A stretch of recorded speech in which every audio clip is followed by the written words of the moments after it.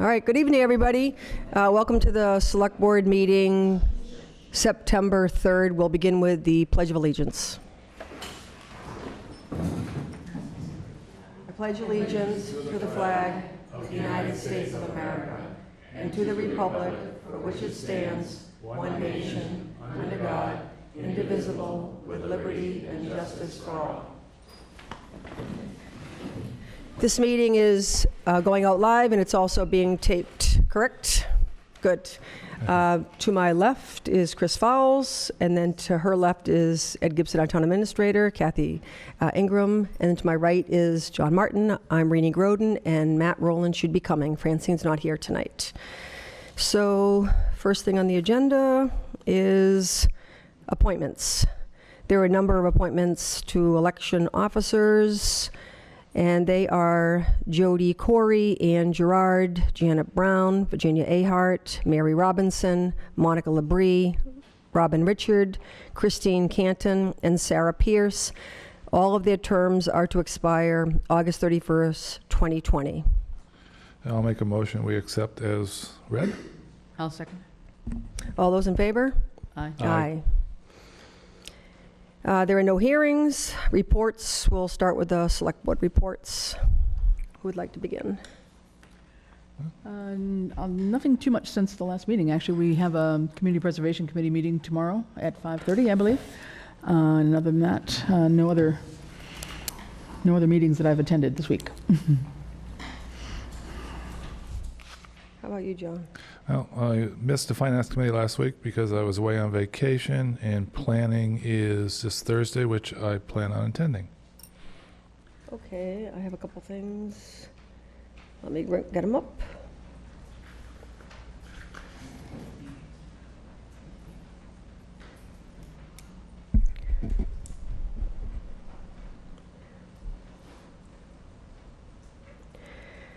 Council of Aging meets tomorrow at 9:30.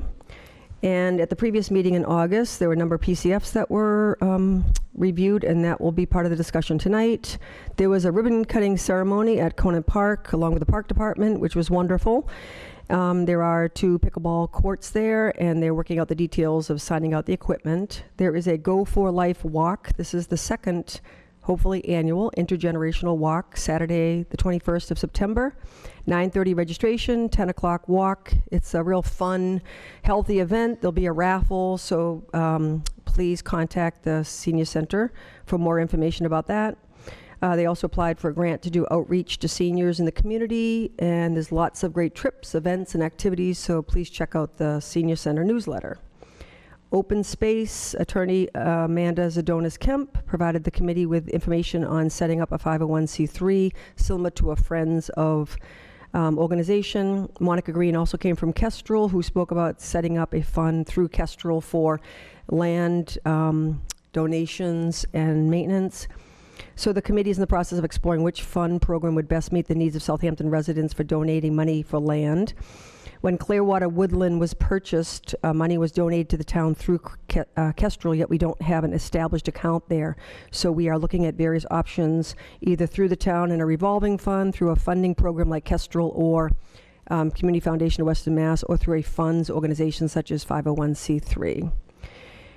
We had some residents express a desire to donate land to the town. They have been approached by Kestrel, and we'll be following up with them. They're going to be following up with Concom. This came about as a result of the Neighborhood Project Grant and the programs that were done. A number of residents expressed an interest in donating land. And we are continuing to look at priority mapping of parcels in town in conjunction with the Open Space and Recreational Plan, which is in progress, which I believe Ed will be giving us an update on tonight.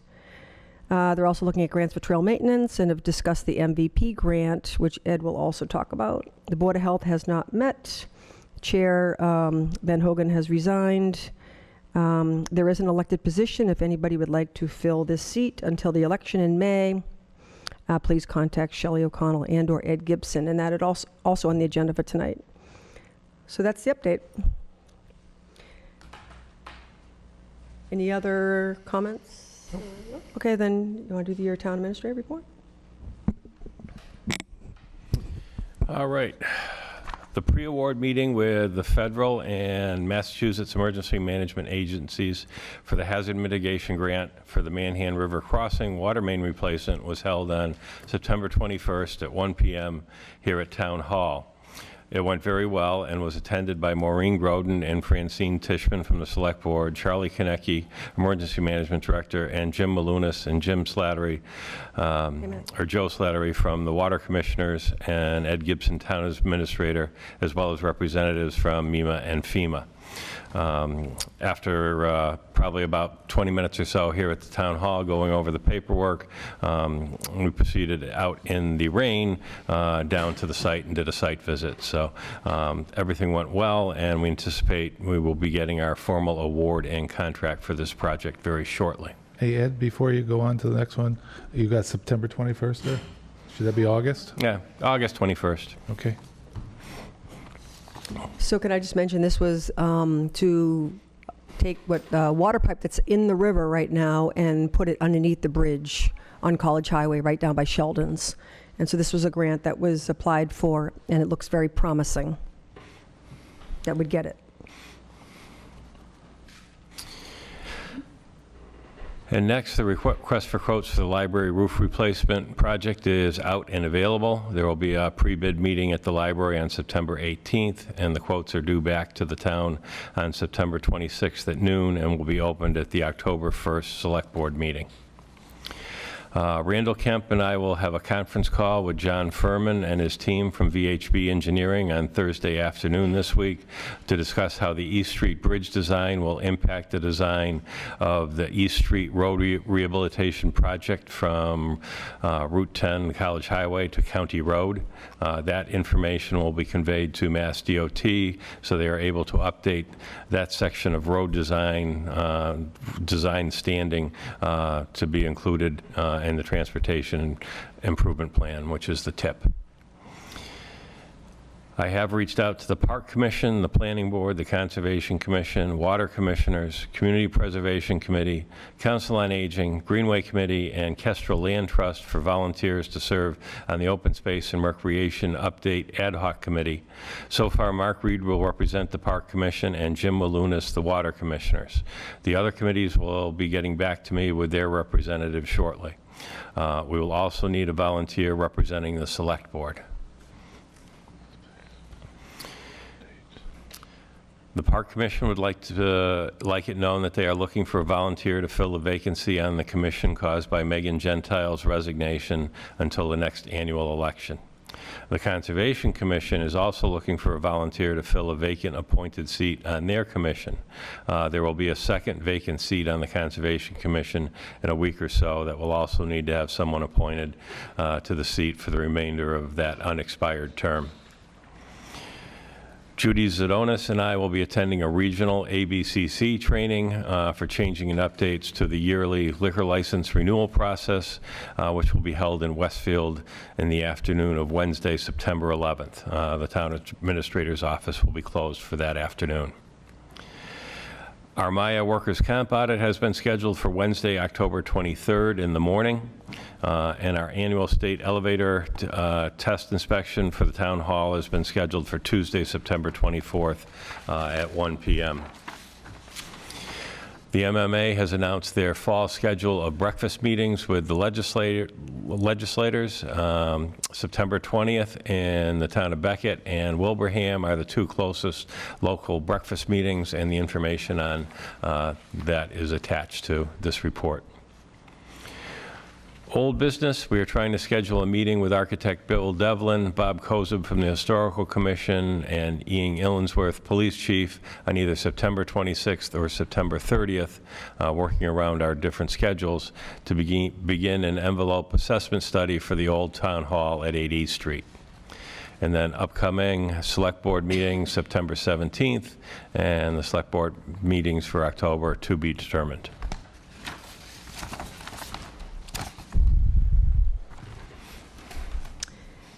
Okay, would anybody here like to volunteer to be a representative on the Open Space and Recreation Uptake Ad Hoc Committee?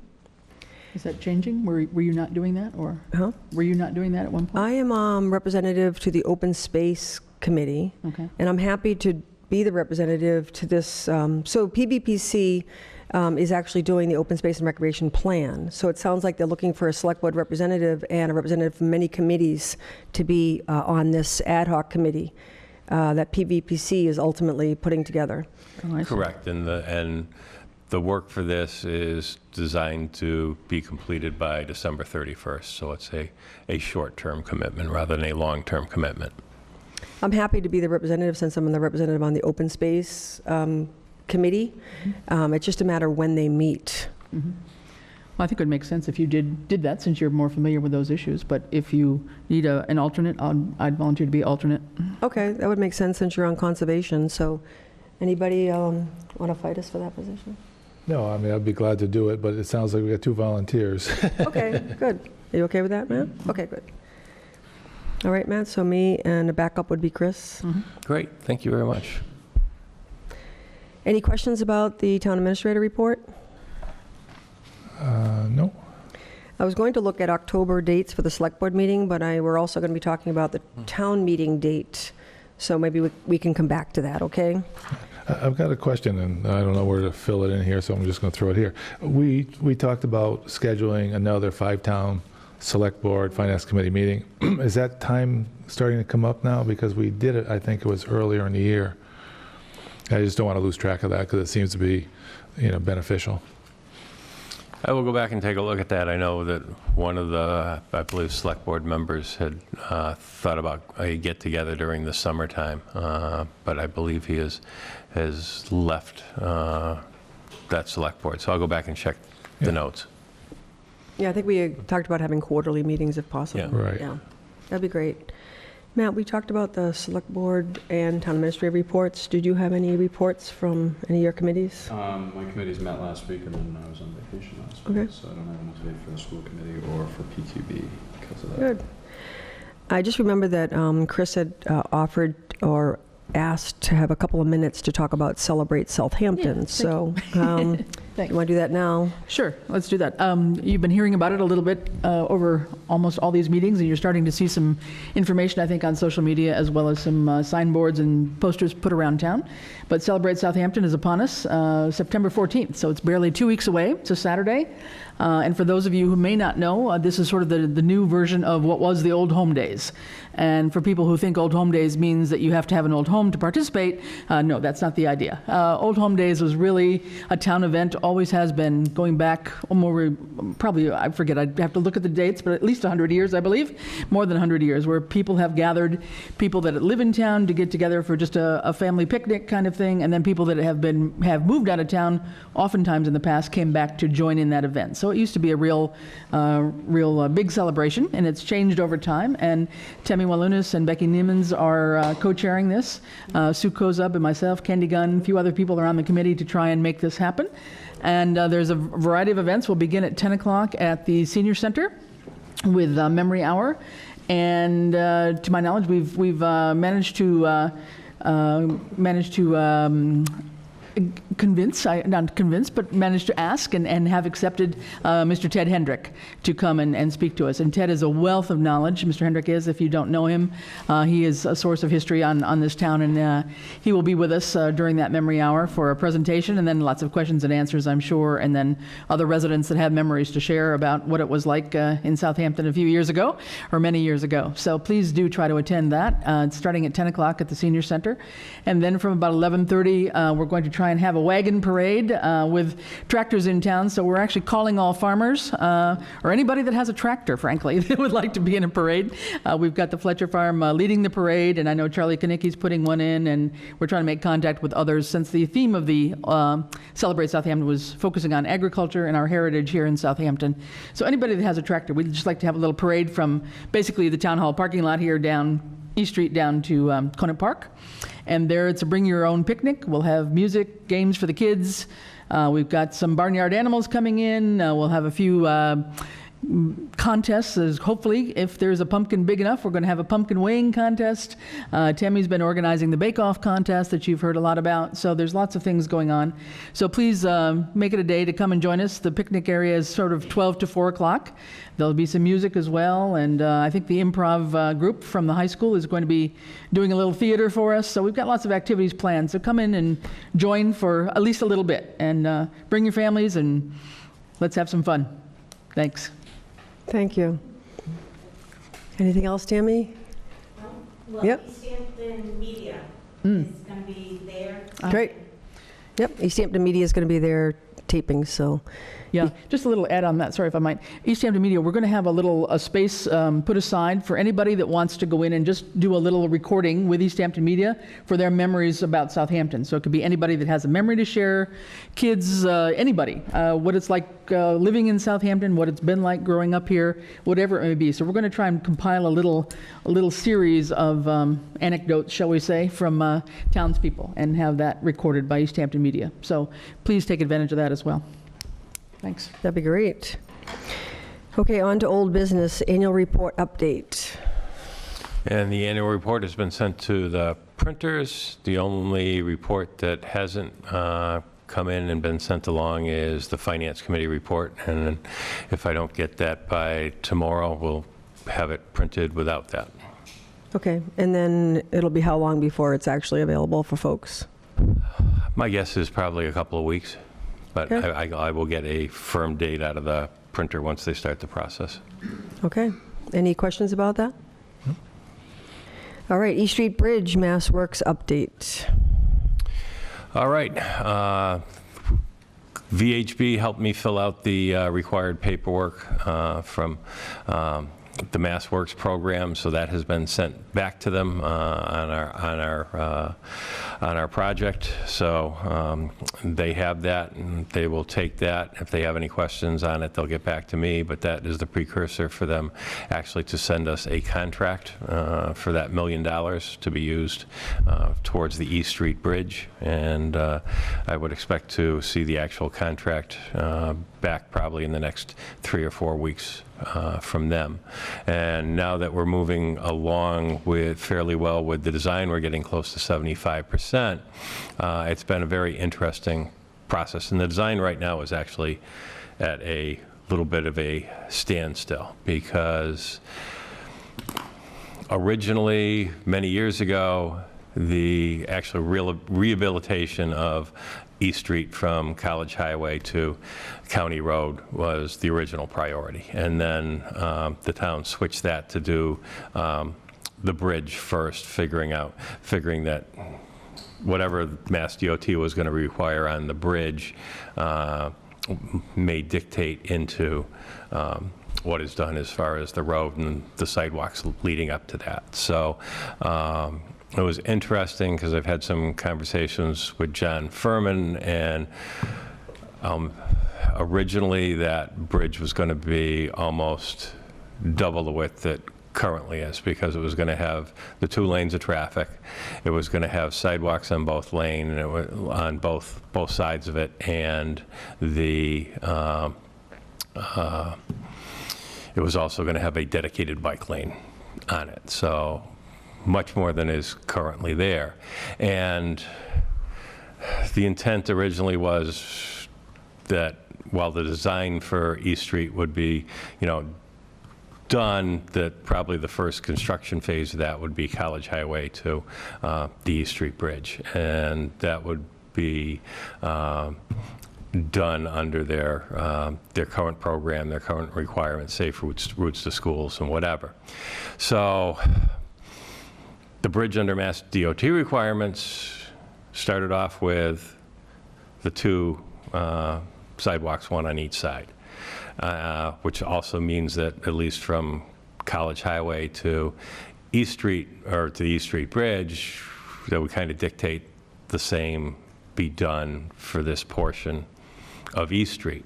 Well, if you take a ride down East Street, this is part of our historical district. And I mess up direction-wise, and I actually, so I'm just going to say, if you're traveling towards the bridge or County Road, on the left-hand side, you will notice that that has most of the old trees on it, and they're good-sized, and they're old. So even before I got to comment on this, VHB was commenting to Mass DOT that it might not make sense to follow the safe route to schools and have sidewalks on both sides of the street in this portion or on the bridge because of that. So they have started the conversation. They do not have a firm response from Mass DOT as of yet, but Mass DOT was kind of leaning towards, instead of their new requirements of having sidewalks on both sides of the bridge, that perhaps they would allow a sidewalk on one side, but a wider sidewalk, much like was done, I'll mess it up, up here, which was the safe routes of schools on Route 10. So that's now going on. And then this past week, we got the email from Mass DOT, and I've talked to some of the engineers at District 2 before, because they've asked about, well, what about the road? Because I was asking questions about any other funding possibilities for the bridge at the time, and I told them we'd switched our priorities. But now that we are getting closer to the end, to 75% and 100% design from the bridge, once we know the answers to these things, we will actually be able to go out and actually design the rehabilitation to East Street itself. And that was one of the requirements, that they were looking to update the design timeline for that, to keep it on the Transportation Improvement Program long-term plan. So Randall was on vacation a little bit last week. He kind of got called back early. He wasn't supposed to be here tonight. He's supposed to be in Florida, but there seems to be just a small storm coming in that changed those plans. We did get, when he came back today and surprised me, I got in touch with John Furman, so we've scheduled that conference call to talk about the design for the actual road rehabilitation on Thursday afternoon, so we can get the information back to Mass DOT that they asked us for. Questions? No, so if I'm understanding, the road rehab would be just this portion from here to the bridge, and the bridge itself. That's our first. My guess is project. when we actually start taking a look at the cost of these, and I can't remember how many thousands of dollars it is, whether you look at 100 feet or a mile, but the actual cost of rehabilitation adds up real quick. So if I had to guess real quick, it's 2.6 miles.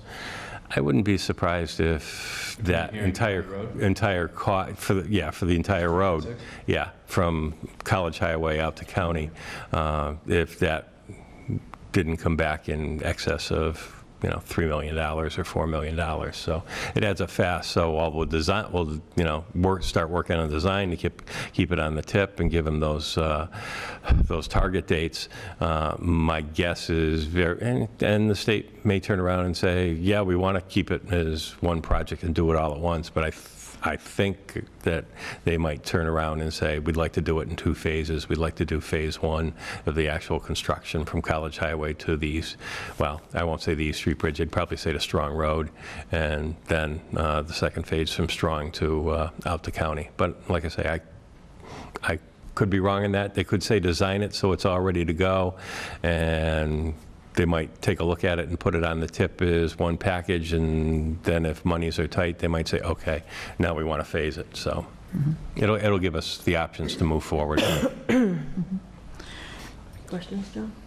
And if you want any of the history on that, because I think it got to about the 25% stage last time around.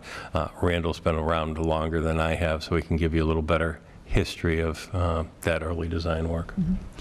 So the holdup right now is that Mass Works is trying to figure out whether or not they're going to allow sidewalks on one side versus 2? Correct. And then, like I say, if they will allow us sidewalks on one side of that bridge, that will lead to the design, at least from College Highway to the bridge, of that it would also be one-sided. Would there still be a bike lane, or is that out of the question? No, it'd still be a bike lane. We're just talking about the, Yeah. Shared use path. yeah, it could be, yeah. Yeah. And so the timelines the milestones that are in here are pretty, That's the bridge itself. The bridge, yeah. So that's so accurate for the bridge. the hoping of getting bids open by middle of January and Yes, getting going in February, so. correct. That'd be great. Long time coming. It's good. Now, Ed, how is it, because nobody wants a sidewalk on their side because they got to keep it clean, but how is that determined? What side the sidewalk goes on?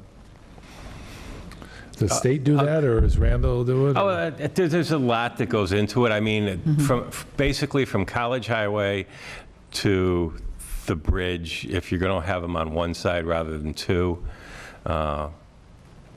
it should be a fairly easy decision. They should go on the right-hand side because there's a lot less trees. And I'm trying to remember from my email, I believe it's, if there was a sidewalk put on the left-hand side going towards the bridge, that meant there'd be like another 40 or 50 trees that would have to be taken out Doesn't just pedestrian for the traffic have sidewalk. anything to do with this?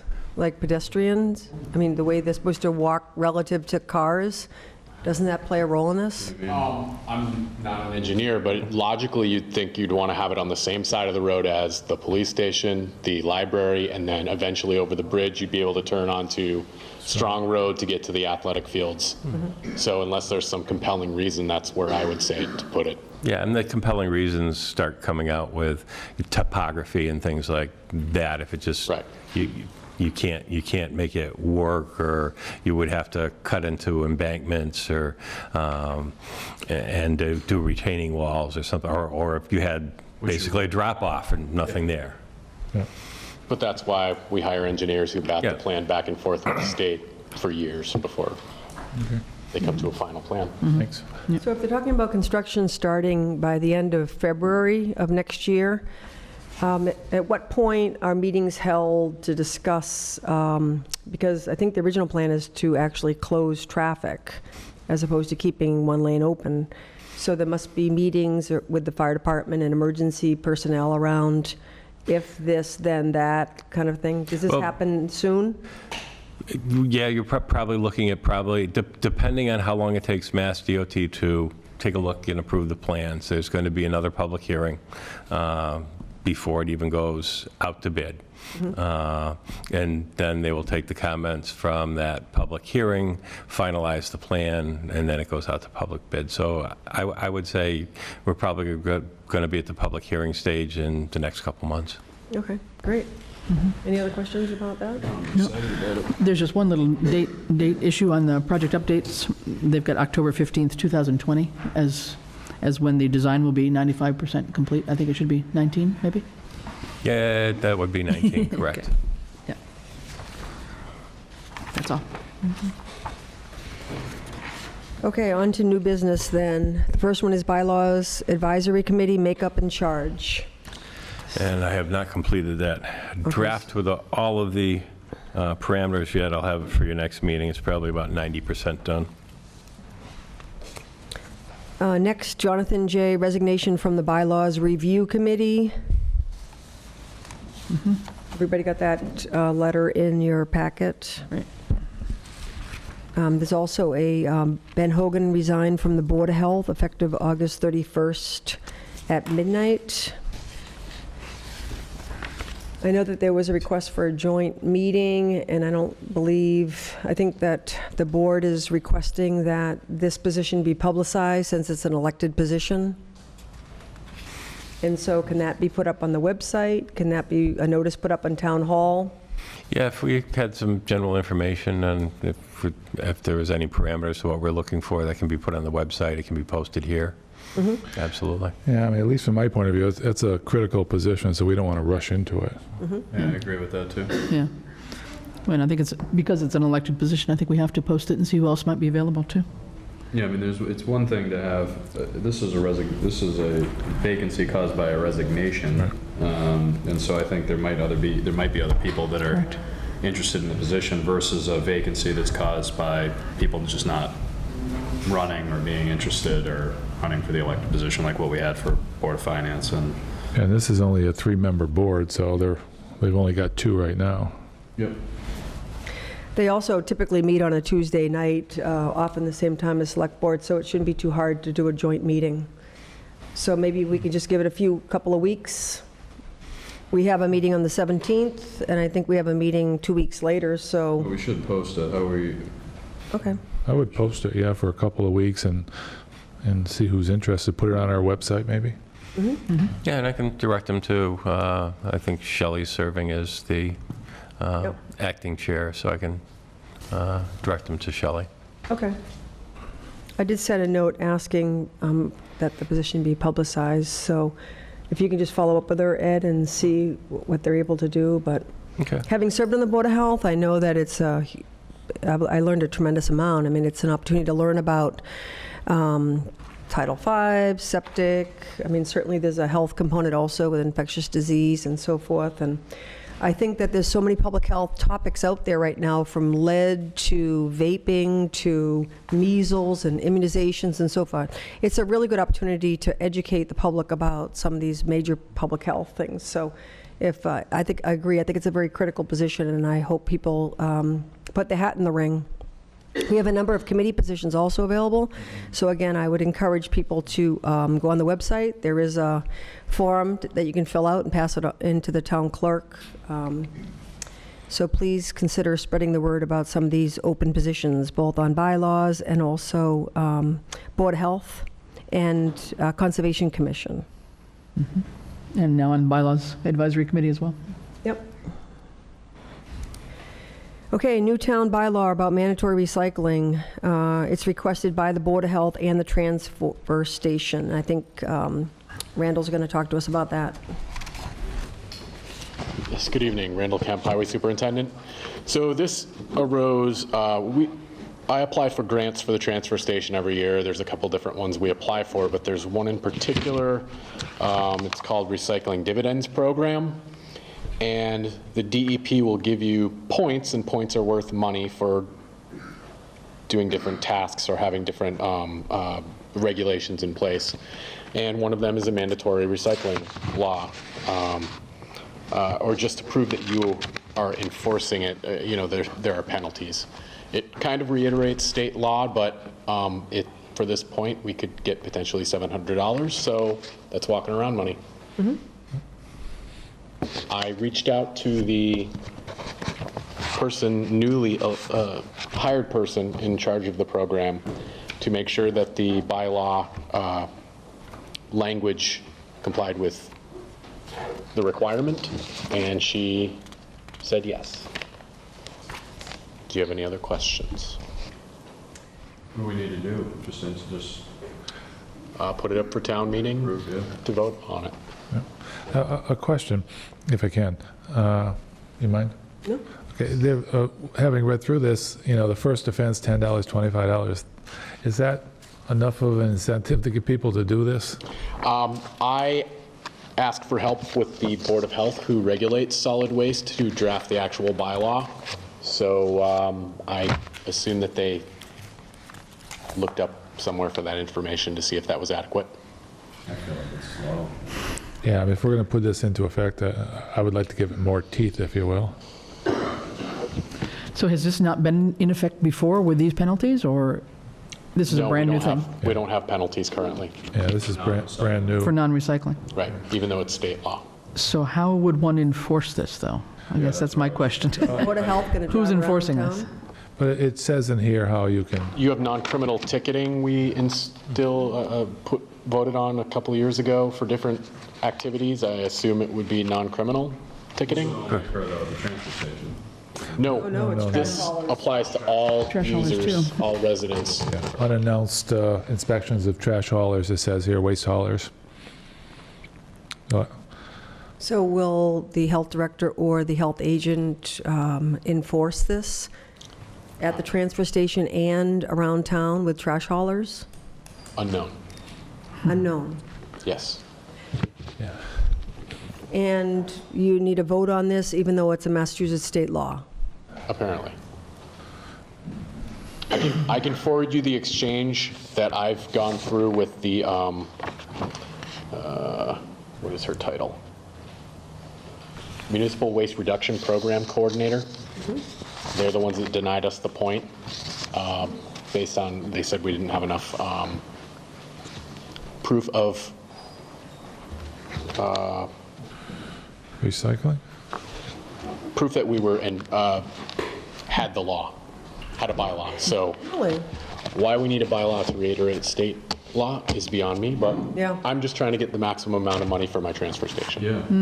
Yeah. Who does the inspection? It's a little ambiguous. Is it somebody? Board of Health? We're probably leaves it open.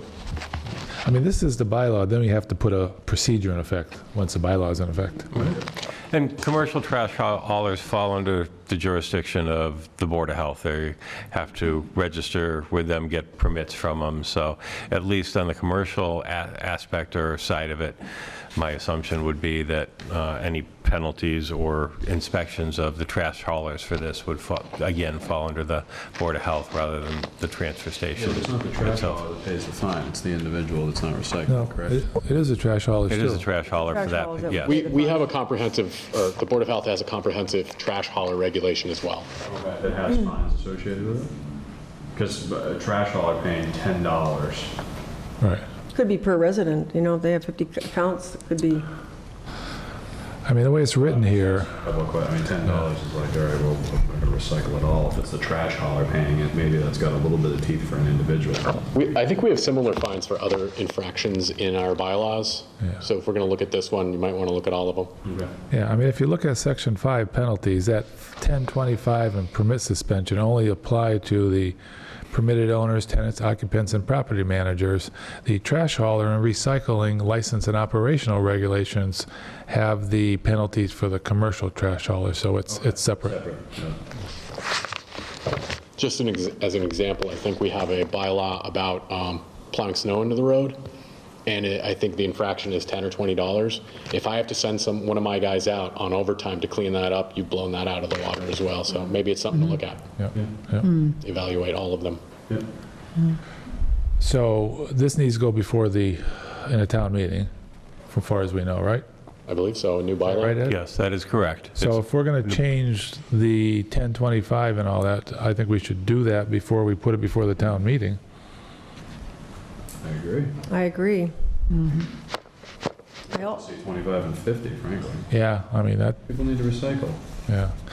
Especially when they have an opportunity to support the kids getting scholarships. But that, I mean, that's the part that bugs me, because Yeah. I separate, every time you look into that bin, you've got 5-cent cans in there, and, you know, it can't ask our staff to go digging for them, but it's just, put it to the right, and Right. kids get a scholarship, you know? But I'm still confused about, is the Board of Health going to get on the transfer station and fine people because they're not separating the trash? I don't believe so, but the onus is on transfer station staff to make sure people are recycling. Yeah. And And there's, is that your expectation that that'll happen? Yeah, I mean, my feeling is it's happening now. This just, Give some teeth? well, it's paperwork that allows us to get the grant money for something we're already doing. Okay. But people currently don't get fines if they don't separate their trash, right? No. But They this get transfer station spoken does to. oversee that for residents who go to the transfer station. Yes. but I think the thing is, if I can say, I mean, you've got a couple of good folks down at the recycling, and they're pretty vigilant on what's going on. If this was a bylaw and it had 25 and 50, and this was printed out in a half sheet or something, and they see somebody, they hand it to them and say, you know, here's the bylaw, you probably didn't know about it, but going forward, you know, so it kind of calls their attention to it. Good. The only concern I have about changing the amount is, A, nobody from the Board of Health is here, and B, this is going to go in front of the voters anyway. It's their decision whether they want to vote this. And like you said, some of the other fines are, you know, should be looked at. So are we just starting with this one? If you start with this one, it will get me what I need to get my So you support points. going up on this amount? Okay? All right, that's all I need to hear. Okay, thank you. Thanks, Randall. So, Ed, Rainey, do we need a motion to amend this before we send it forward, or how does this work? We send it back to the Board of Health, or can we mend it from here? I'd send it back to the Board of Health for the recommendation. I'm also going to send it along to KP Law for review at the same time, because I read this in two different ways. It says penalties shall apply to permitted owners, tenants, occupants, and property managers who violate the terms and conditions for recycling use of the town of Southampton transfer station. Commercial trash haulers are subject to penalties as stated in trash hauler and recycling licensing and operational regulations. All penalties enforced by the Southampton Board of Health or their designated agent. So I am thinking, and I could be wrong, that the actual penalties for the trash haulers reside in the trash hauler and recycling licensing and operation regulations, and these only apply to the homeowner. Yeah, that's what I was, Which is at the transfer station. yeah, that's what I was Right. saying before. But then the homeowners that don't use the transfer station don't get penalized? Is that what Well, you're they saying? would, but under the guidelines of the trash hauler and whatever's in there. Yeah, because up above it says inspections of the trash haulers can be done. That should probably be explicit, I think. Should be clarified what that is, or how much that is, or whatever, too. Tim, you want to say something? Tammy Malunas, 298 College Highway. When this was brought up before, I got the paperwork from the Board of Health, and we use Waste Management. We don't separate everything. We do not do our recycling. They do it on their end.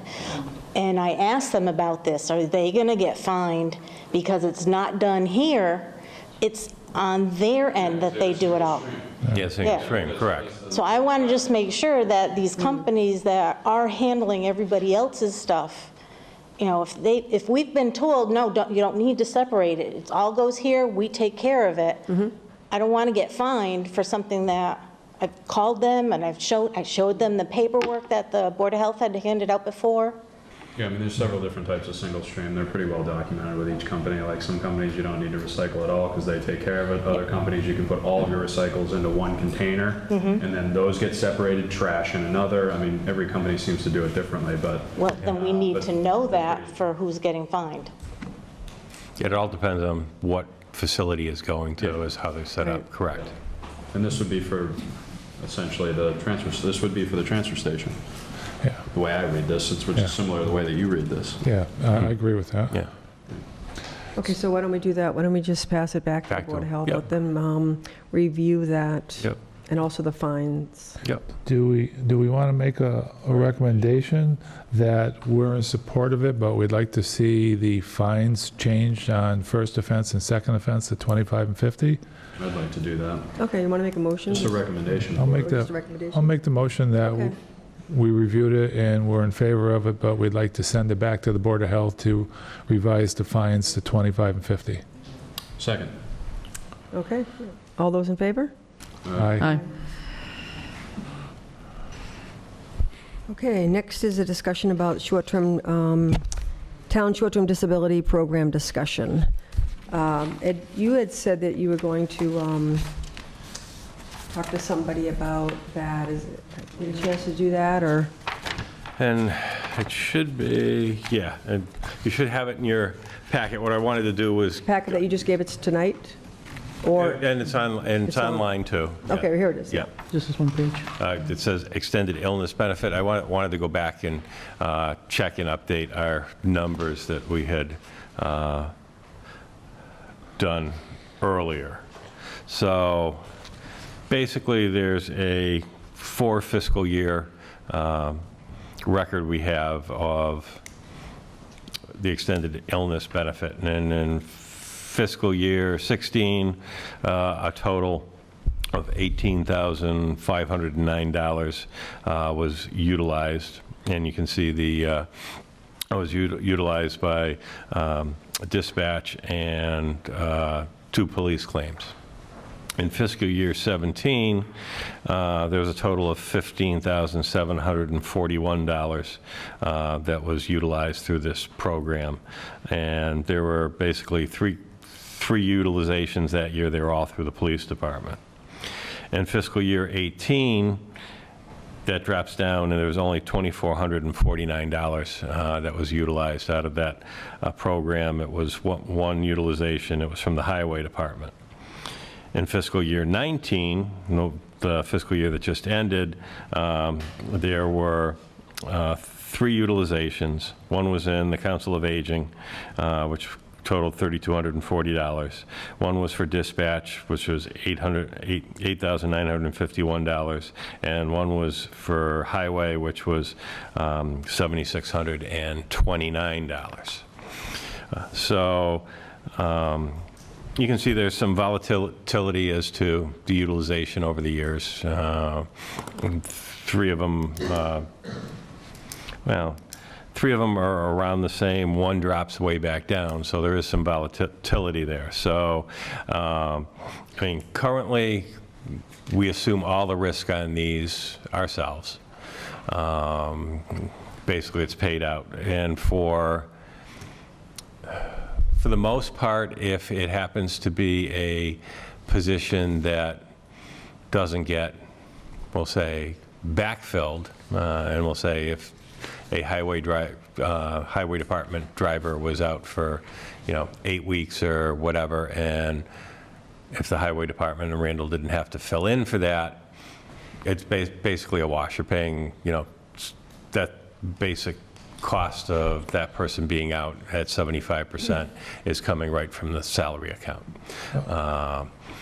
In other instances where it might be police or dispatch, or in this past year with the Council on Aging van driver, those positions had to be backfilled, so you're paying the 75% plus you're paying someone else. So I kind of look at this as there's a few different paths to follow. Our current path is we are self-insured. We basically pick up 75% of the cost. And in some of those instances, it really isn't an additional cost where you don't backfill the position. And in some of those cases, like police, you're definitely going to backfill those positions. So there's going to be additional cost to the budget. So, Double. huh? More than double.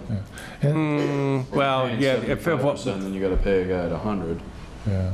And, well, it's not quite double. So, but if you have to pay somebody at overtime, then yeah, it's probably more than double. and I guess I would question what was said about the highway department, because to me, and Randall's here, if that person is out during a busy period, winter and all that, there's a lot of people doing overtime, I would think, to cover for that one driver out, correct? So you're paying overtime, so you may be, It would depend highly on the time of year. right. So I think all of these are very volatile. I mean, I personally would like to see a line item in the budget that we can count on every year and pay for, just like a health insurance or whatever. And it takes it away from the department because he's got to manage his budget. And as we know, we've got tight budgets, so an extra 10 grand is hard to come by. Well, it's going to become a fixed cost. So like I say, Yeah, to me, that's what I was just gonna say. to me, there's 4 different options. Continue as we do, Yep. assume all the risk. I'm the bad guy in the room, says this is one heck of a rich fringe benefit, do away with it. Yeah. Okay. And then you've got one way that you've talked about of, well, okay, let's see what it would do to additional cost as far as buying an insurance policy on basically everybody that's an employee for this. And then the fourth that I'm just going to throw into the ring is I think there are some definite pockets of heavy utilization that get backfilled.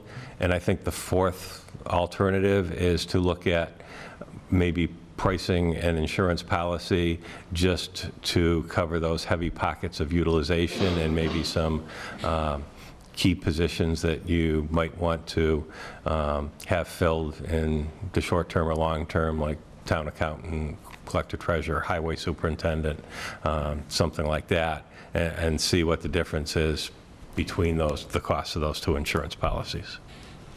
versus what we're paying now? I mean, do you anticipate this exercise bears out essentially the average of these, the cost of the policy?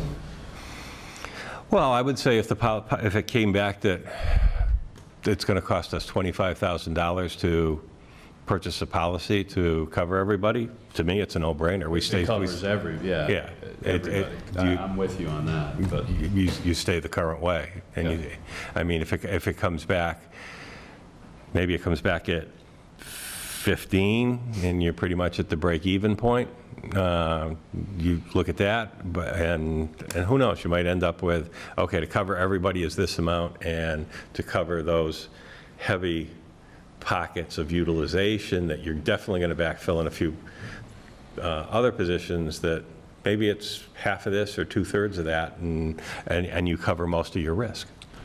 And I think the other thing is, going by very little experience, but just trying to put it together, if we have a policy that covers everybody, and part of our own internal policy is that unless that person that's out needs to be backfilled, you don't backfill it. You know, we could have a policy like that too. I mean, Randall may have to, where, I don't know, another department library won't have to, for instance. You know, so I think we can manipulate that in a policy, but also have that insurance out there to cover everybody. And I personally would like to hear somebody come in and talk about it, just so we can get an idea, because I'm with you, Ed. If it's 25,000, it doesn't make sense to say 15, but it may be the other way around. Right. Yeah, but we've never had anybody come in. We kind of talked about it and let it fall, so I'd like to see somebody come in.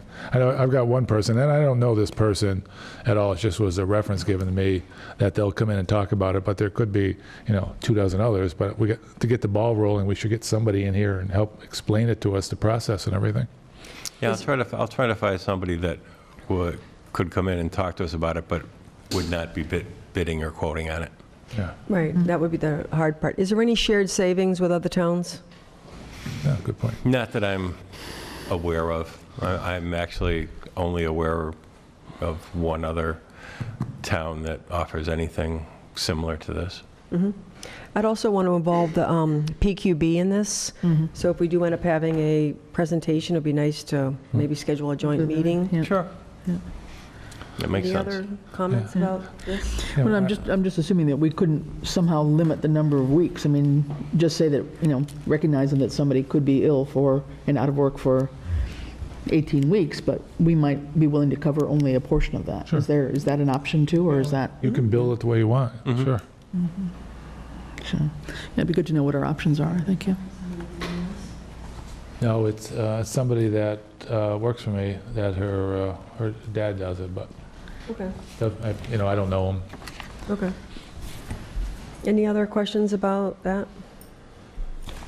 I think I'm glad you brought that up to have it be on the agenda, John, because I think this is something that's been kind of in the back burner for a while, and I think one of the keys is we don't want to take anything away from the staff, but we want to make sure the town is covered financially as well. And also, I know it's a huge stress on a department, especially a small department, to have somebody out on a leave like that. And it's one thing to fill it up financially. It's another thing, everybody ends up paying to some degree. I've been there. Yeah. It can be a total patchwork, and it's very stressful. And plus, if we had the policy, using Randall since he's sitting here, if somebody was out in the middle of winter, he knows that's being covered by insurance. He can get somebody else in to cover for that person without wrecking his Right. budget. Or as himself. Yep. Okay.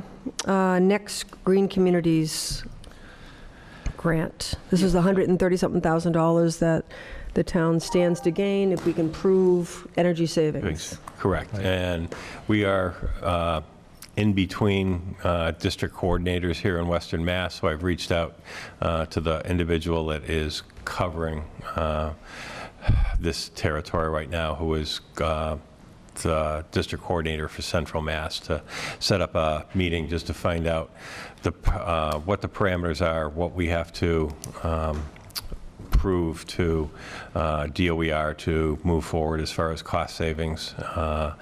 And the other piece of that is I've reached out to Eversource for their vendors that do lighting retrofits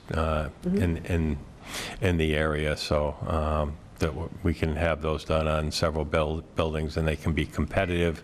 My memory is on that piece, just if you can do it within the DOER program, if you've got the energy savings, and they would pay for probably all or most of the lighting retrofits, or you can do it through the Eversource program separately, in which case there is a cost to the town. You're still getting a rebate, so you're getting less of a cost than you would be doing just buying them and having them installed outright. However, you still have to meet the procurement costs on that. So I'm going to try to set up that meeting in the next couple weeks, so we can tell exactly what we need to show to DOER. We can take what we've already got for lighting retrofits and put that in there, and I can add in the pieces like any added insulation, or if we want to take a look at any shall we say, heating or heating system changes to any of the buildings that might have very old heating systems. That might give us a good deal of energy savings, because what our target is over the first 5 years of this program is we are targeted and challenged to reduce our energy consumption by 20%. Over what we were using when Bob Markle had the original study done. And then once you meet that, you're eligible for additional grant monies. I'm just getting a little nervous because it was at least about last summer when this was awarded. So, I don't know, does Mass Save play any role for municipalities? No. No. Okay. No. And we are not eligible for Mass Save here in Southampton anyway, because we're Holyoke Gas and Electric. And Mass Save is an Eversource and N-Grid and Columbia Gas. So we couldn't do like upgrading the lights and all that, the LED and all that? Correct. That's the And like I plan. say, there's two different ways to do it. We can do it straight through the Eversource program. Oh. You can pay the difference, or you Right. can actually put it on like the next 2 or 3 years electricity bill and pay it that way. But if you have enough electricity savings, you can build that into your Right. DOER grant program and utilize some of that $138,000 to pay for that. And don't they come And in that's with- what I'd prefer to do. Sorry. And also, don't they come in, give you an estimate and guarantee that you're going to get at least those minimal savings over the course of, say, 5 or 10 years if you go with They'll them? give you an estimate of what you should be saving, exactly, and then you keep track of what your energy costs are every year, and you submit those to DOER, and they track them, Okay. so that they can actually look and say, okay, with this annual report, you've now hit your 20% or your 15% of the way there. Is there a deadline that we have to respond to them on this timeframe? No. But like I say, I just assume reach out now, because I'm probably in another couple weeks I'll be going over another hump and be able to fill in some new projects or some old ones, and I'd like to get going on this one. Yeah. Yeah. I mean, replacing a lot of the lights at Norris and here would be huge savings. Yeah, and Norris was our #1 energy utilization. This building this one, because it uses gas and whatever, probably comes in #2, and then electricity-wise, believe it or not, the well comes in, I think, as our #3 utilization. Yeah, Interesting. yeah. Can we count the door repairs at Norris? We still got some more door repairs or replacements to do there in general, believe it or not. Doors, yeah, Hard to quantify, I imagine. are not usually a real big return, but yeah, we can take a look at that for what they have left and get that calculated out to see if it makes sense. Any other questions about the Green Communities Grant? All right, then let's talk about the Community Compact Grant. And the community compact grants have been reached out and advertised again, and Lucy Dalton, town clerk, actually reached out and asked me about it. She was interested in doing a Code E360 application, which is actually digitizing our bylaws and records and utilizing that for that. But the other piece, and I don't think we can incorporate both of them together, and we can only apply for one, but I had talked to Art Lawrence about applying for, now that we're actually getting the new server installed, about actually adding on to, shall we say, our server, internet, and security capabilities as far as backups, Wi-Fi, cybersecurity. So I asked Art if he'd be willing to work on putting the application together to put in for those pieces, and he is. So those are the two, shall we say, projects I currently know of. But, you know, some other departments may reach out and have some others, but from what we've been through, if it's possible, and if we can apply for both, you know, we can apply for both the E-Code 360, but I'd really like to pursue putting in an application to beef up our electronic internet capabilities here in Town Hall and through our website. Yeah, and security. I mean, cybersecurity is getting bigger and it's occurring more often, so I get more and more worried about it, and so I'd like to upgrade our backup system and what have you, and improve our Wi-Fi system in here also, so it's more, it's a better available system, and it's also more secure. Any other questions about the grant? No, just said, I totally agree with focusing on the server upgrades and Yeah. security and so forth.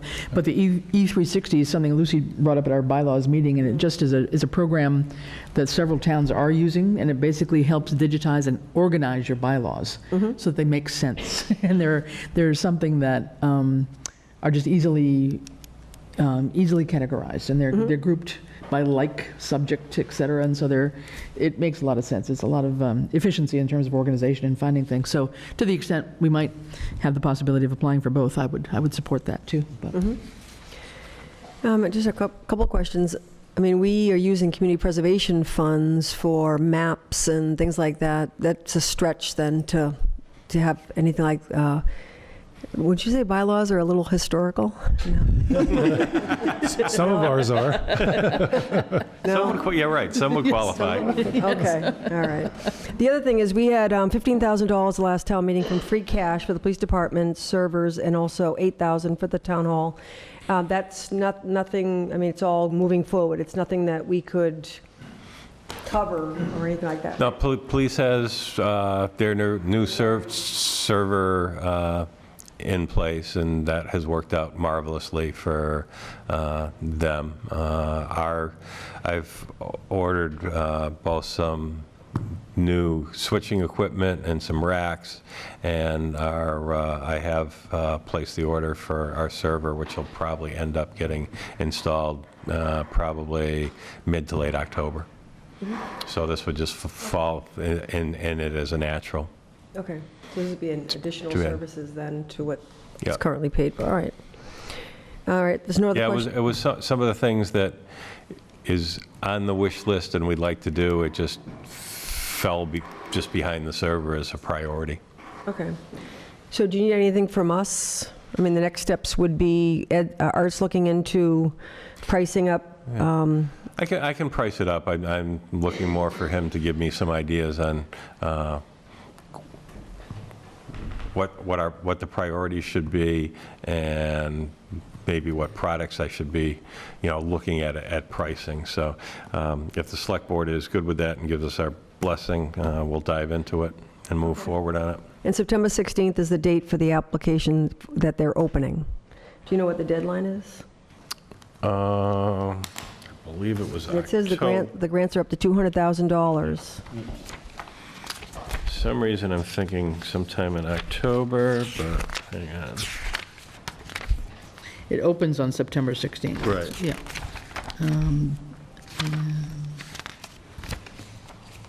Where'd that go? Sure it says fine.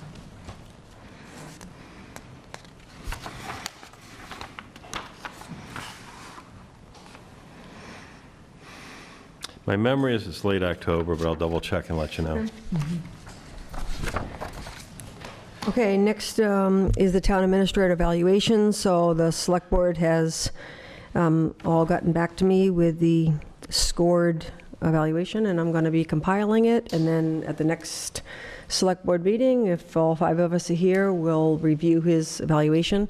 Just so people know that it's not an executive session. The rules are that it has to be an open session. So that will be on the agenda for the next select board meeting. Any questions about that? Okay, special town meeting date. Yes, and I checked with the school, and September's still, they have, still have a lot going on, so I said better off looking at October dates. So the dates that cafetorium would be available currently would be the 8th, the 15th, and the 22nd of October. The 15th is the day after Columbus Day, and the school's closed, so I don't know if that would play into the attendance or not. So I was actually thinking that with that in mind, maybe the 22nd might work the best. It would give us the opportunity to announce that we are having one, that the warrants are open till maybe the next meeting on the 17th. And that would give us the opportunity to write those up and get them out and have the 2-week notification to have them posted by the constables. And this date works as far as the issue that we had before relative to the vote on the bridge? Yes, Yep. It should work as far as if we want to put the new mandatory recycling bylaw on there and a few other things. A thought? Just a thought here. I'm looking at October, the month that comes after September, October. One way to skin a cat, huh? And right now, if we follow the regular cycle of select board meetings, we'd have one on the 1st, the 15th, and the 29th, and this would be on the 22nd, so 4 out of 5 weeks we would have a meeting. If you want to do that, that's fine. Otherwise, maybe substitute one of the meetings in the middle of the month for the town meeting. Meet right before that town meeting, you know. Mm-hmm.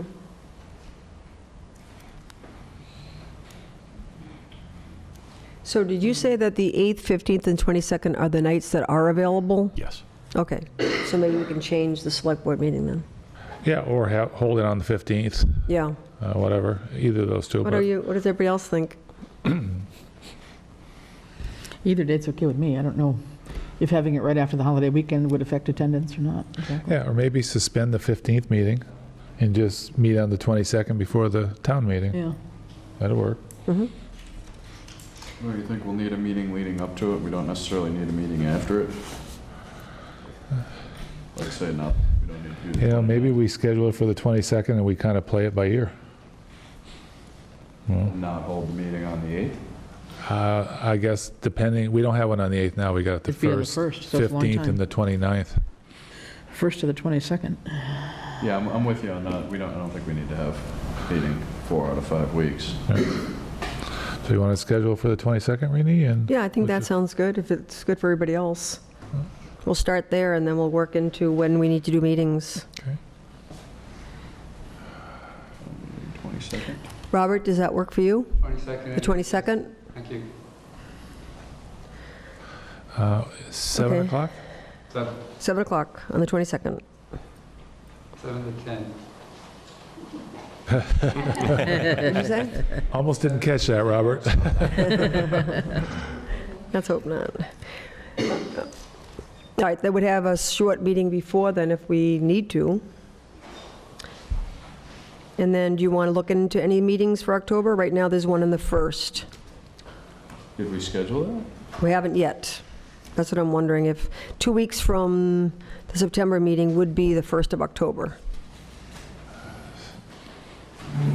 Is everyone good with that? And then we can decide either now or later, the other ones? Sure. Yeah, let's go with the first. So just go with the 1st and we'll schedule the rest later, depending on what we need to do? Okay. Sounds good. Okay, so 22nd for... 22nd for the town meeting, October 1st for the select board meeting in October, and then we'll work the other dates out, maybe the next select board meeting when we have a better idea of Okay. how much work is. And the warrant is open till September 17th meeting, from tonight on? The September 17th meeting, yes. Okay. Well, that's actually more than 2 weeks, so, yeah. I mean, that's at least, It's 2 weeks. yeah, Yeah. plenty. Yeah. Okay.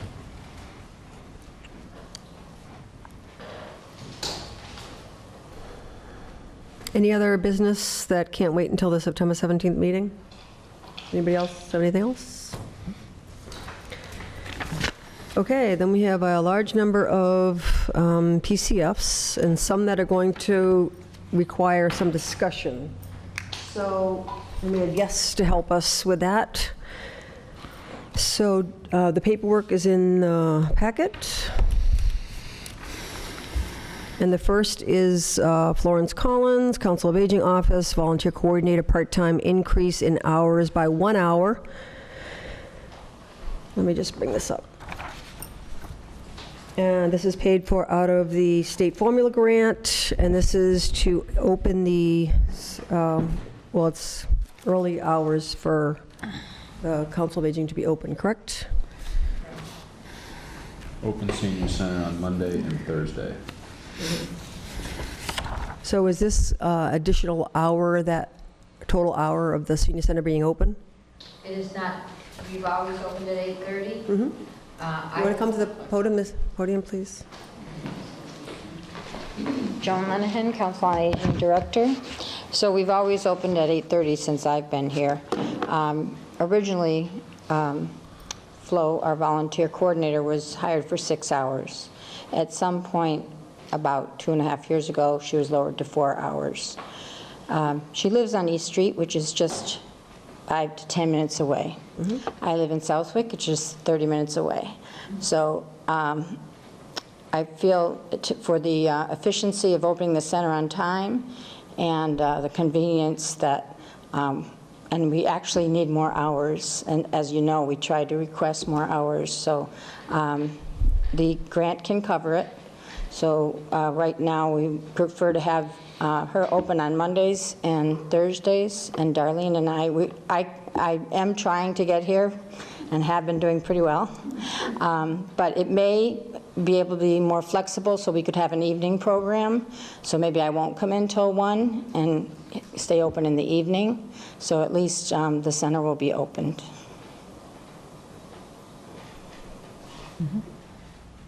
Everyone get a chance to look at the PCF? Yep. And it's been signed off by Joan and PQB and also Finance. Anybody have any questions? No, it's covered by a grant, so, No problem. so you Someone like to want make to a do these by, motion? yeah, I'll make a Well, I'm going to motion. group some of them, but for some of them that I think that warrant a discussion, I think Right. I'd like to just have them separately, I so. agree, yeah, okay. So, Okay. Someone want to make a motion to approve? yeah, I'll that? make a motion, we approve Florence Collins PCF. I'll second that. Any further discussion? All those in favor? Aye. Aye. Okay, thank you very much. She's here tonight. Thank you, Yes. Flo. Yeah, thank you very much. Flo. Okay, the next one is Richard Holman, and there, just so you all know, there was a special meeting to discuss this because it's a little bit complicated and somewhat unfortunate.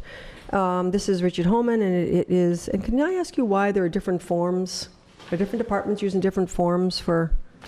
You've got some old and new ones. These are the new ones that went into effect about mid-August. Oh, okay, so they're brand new. So They're brand maybe new. some of the department heads passed it beforehand or Right. something. Yeah, okay. This is a PCF because he actually was hired for less than 20 hours a week and has consistently been working more than 20 hours a week. But there were also some very confusing PCFs along the way. For example, one PCF said benefits no, hours vary. So there was an unfortunate history of some PCFs that were incomplete and or whatever. So right now, we had a meeting to discuss the fact that he is actually working more than 20 hours a week, so is owed benefits. Some of his benefits are paid for by the Franklin Regional Transit Association grant, and some of them aren't. So as an employee of the town, vacation time and other personnel benefits would be assumed by the town. And so this is sort of righting his position, which has for actually more than a couple of years been over 20 hours, and his hours do vary. And so this PCF is requesting coverage of his hours from 25 to 27 hours per week, based on the interest and the need for rides for seniors. What questions do you have? I guess my question is, if I can go here, is number of biweekly hours up top, it says 50. And then what you said in the comments, increase hours 25 to 27. And you're saying that's per week, because the present status down below says number of biweekly hours presently is 25 to 27. So is it weekly I or may have biweekly? filled that out incorrectly. I'm not sure if that's what he was hired for, was, But what is he working now? This is saying he's So- working 25 to 27 every 2 weeks. That's not accurate. though, that's right? what I don't, I'm sorry. He'd be I- working 25 to 27 each week. Each week? Yeah, biweekly is every 2 weeks or Right, or so twice a week. that would be the 50 to 54. Yeah. Up top it says 50, so. And I think I should have it filled out with one of the people in the accounting office so that I can make sure I do it Well, correctly. it's interesting because it got signed off by everybody. Somebody should have caught it. But it does say at the top, right, that number of biweekly hours. So- Right. But, yeah, so I don't know which one we're going by. I just want to make sure this is correct, so when it goes into the system, we've got it right. So is it 50 bi-weekly hours or 25 weekly hours? What are we talking? I'm lost. 25 weekly 25 hours a week, so. comes out to 50 hours? biweekly 50 hours. biweekly, yeah. So that the form isn't filled out correctly. That was my No, confusion. it's all good, it's just that and I'm not trying to be rude, but like, we're into this situation because of incorrect form filling out, right? And so we're just perpetuating the same problem. That's what I thought was ironic when you said it. And also, this is supposed to be a check and balance system where you have, 3 departments filling these out before they come to us. Yeah. Yeah. And I just want to make a comment that this is not precedent setting. Like, directors are supposed to, this happened before your time and before the current COA board, but this is a situation where the PCF, he was hired to work less than 20 hours a week, and then for years was working more than that and was not getting benefits. So now we're in a situation where labor laws, whatever, we owe him the benefits, and retirement when that comes too, and that's in the tune of thousands of dollars. So the message is, this is not precedent setting. Pay attention to forms, they matter, and watch your hours. And so, Ed, I don't know, you have department head meetings after select board meetings. Yeah, there's one tomorrow. It could be a PCF 101. It's one of the items in tomorrow's. Getting everybody on the Department same agenda. form would be good, too. Yeah, in the same Yeah. form with the different departments too. So like I said, I know it all preceded you, but I just think that it's just important that, we watch the PCF. bank. Yeah. And we've had increased usage of the bus. We have a lot of statistics that show that we've doubled, our ridership, and and he's doing, the same amount of hours, and we're bringing more people. So it's a needed, as you can see, the board members and the seniors are here tonight because it's such a needed position that we can't lose hours for sure. Right. It has to be in the budget. And he's working Monday through Thursday, is that right? So is it? He's going to Is it decline in the the budget? benefits. He has to be offered the benefits. He wants to decline. I guess there's a form he can sign that to decline the Yeah, benefits. he needs to sign it for sure. I was going to bring that up because, Well, he knows that. He's willing to do it. So, I mean, it's something he's been doing all along, and he just needs to be righted. Yeah. I guess just for clarification, you mentioned some of the benefits would be picked up by the grant through FRTA. So what benefits are we responsible for? So vacation, I would say it's part of our budget because he would be working it, so that would be vacation. He gets Okay. 1 week vacation. I think we're setting the date from July 1st, 2016, which, like you said, preceded me. He's already been getting vacation pay. Yeah, so yes, but it would come from the grant. And he gets personal time. I know Robin's been working on personal time and sick time, et cetera. I'm Joanne Alderman, Josie, High Street. I'm the treasurer of the Council of Aging. And just so you know, frankly, when I took over, it was very confusing how to kind of track the FRTA grant, because nothing ever made sense until the very end, and then we didn't know if we were over or under budget. Over a year ago, beginning of fiscal year 19, yes, I met with Vicki, and she explained that since that time, I've been applying a 9.5% amount to the wage line for administration and benefits, which had never done that before, not knowing about it. But this year, for 19, we were actually about 7.5% under budget. So, to be honest, I never asked what the benefits were that we were paying for. I assume it was vacation time because he'd been getting that. If there's other benefits that are included in that, I honestly don't know the answer. But this method of tracking has been beneficial to actually come out under budget. So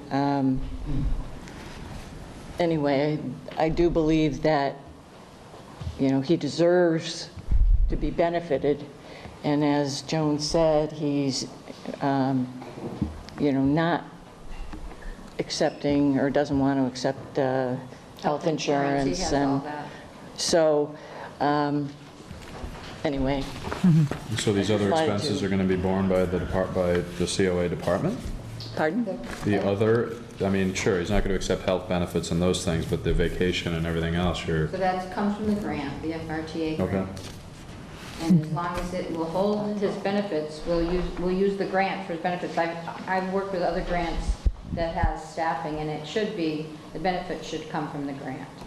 So I'm not sure how it's going to affect us. Like I said, it's been happening for 3 years or better. And this says he's got 2 weeks vacation, does that sound right? 1 week it should be, because although he's been here over 5 years, he was only consistently working from 2016, so. Okay, well, maybe take a look again at the form. This says 2 weeks vacation, 5 days of sick leave and 2 days of personal leave. Okay, so Right. somebody filled, I think Janet and Robin filled that out. I don't know why they gave it the 2 weeks. I think it's over 5 years, they get 2 weeks. But I think we used a new date, and I wasn't in on that conversation. That was July 1st, 2016, so that would be only 3 years, so we'd still be getting, is that right? 3 years, you still get 1 week? You get 2 weeks after 2 years. After 3 so years. I apologize. That was different from what we discussed at the meeting that was held about this. I think it was decided that it was because of the number of hours worked and the total accumulation of hours from the time he consistently worked over 20 came out to be a week. I mean, that was just what the meeting, Yeah, I think Janet and Robin met afterwards, so, like you said, here we are, another inconsistency. Yeah. Well, maybe do we need to amend the form and get it all Yeah. correct? No, that has to go back. Yeah, I it has think to go back. I think it goes back. I think we're all in support of giving Yeah. him what he deserves and everything, but again, there's too many Yeah, inconsistencies on let's this. get him right for once. Yeah, and somebody, and again, I'm surprised that it went through everybody here and somebody didn't say, wait a minute, you got a bunch of inconsistencies. They're supposed to be helping along the way. Some of it was signed off, I think, before the vacation time was put in. Well, I mean, I signed it. Yeah. I signed it, Well- and Richard signed it. But I'm talking about the others here. I didn't know you get, I can't wait to get my 3rd year, and you get another week. 3 Well, we've opened that one up, didn't we? So I'd make a recommendation that we send this back for the corrections. And Ed, maybe you can help her if she needs help on this. And, Sure. But I also want to put in as part of it, we support paying him for what he deserves, and we're not trying to send it back because of that. I totally agree with that. Yeah. So that's my motion. okay, and you I second it? seconded All those in favor? Aye. Aye. Okay. Thank you. So, thank you very much, and then we'll go ahead and take the next ones together. We have PCF from the Fire Department, Jeremy La Rochelle. Let me just bring it up here, hang on. Just so you know, there is one more letter that Vicky had put in here, and I do believe there is a plan to hire a per diem van driver. I think there was there was going to be another PCF for that, so, yep. So I imagine that will be forthcoming at some point. Yeah, I don't think it got in time before Richard's vacation, but I think that would help a lot. Okay, the next one is Jeremy La Rochelle, and he is a fire department firefighter. Jeremy has been on the department for many years, but due to other full-time job commitments and family time, he is unable to continue working as a Southampton fire. He's a talented man whose experience will be missed. And so that's a resignation that's been signed off by everybody.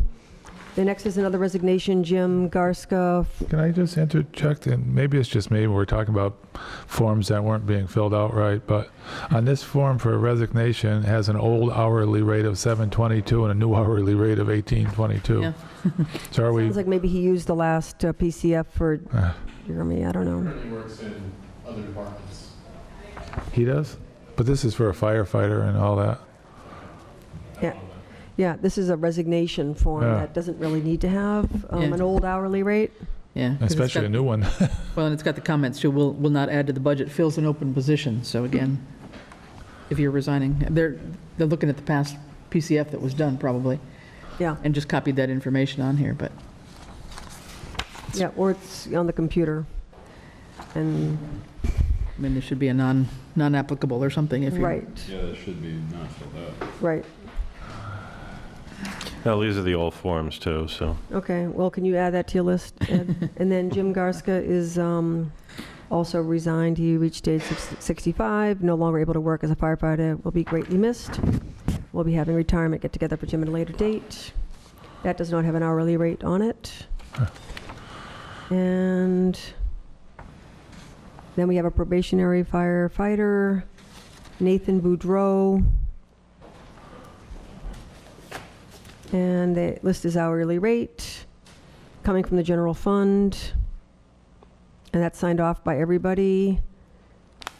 And then there's a probationary paramedic, Rachel Janik Capello.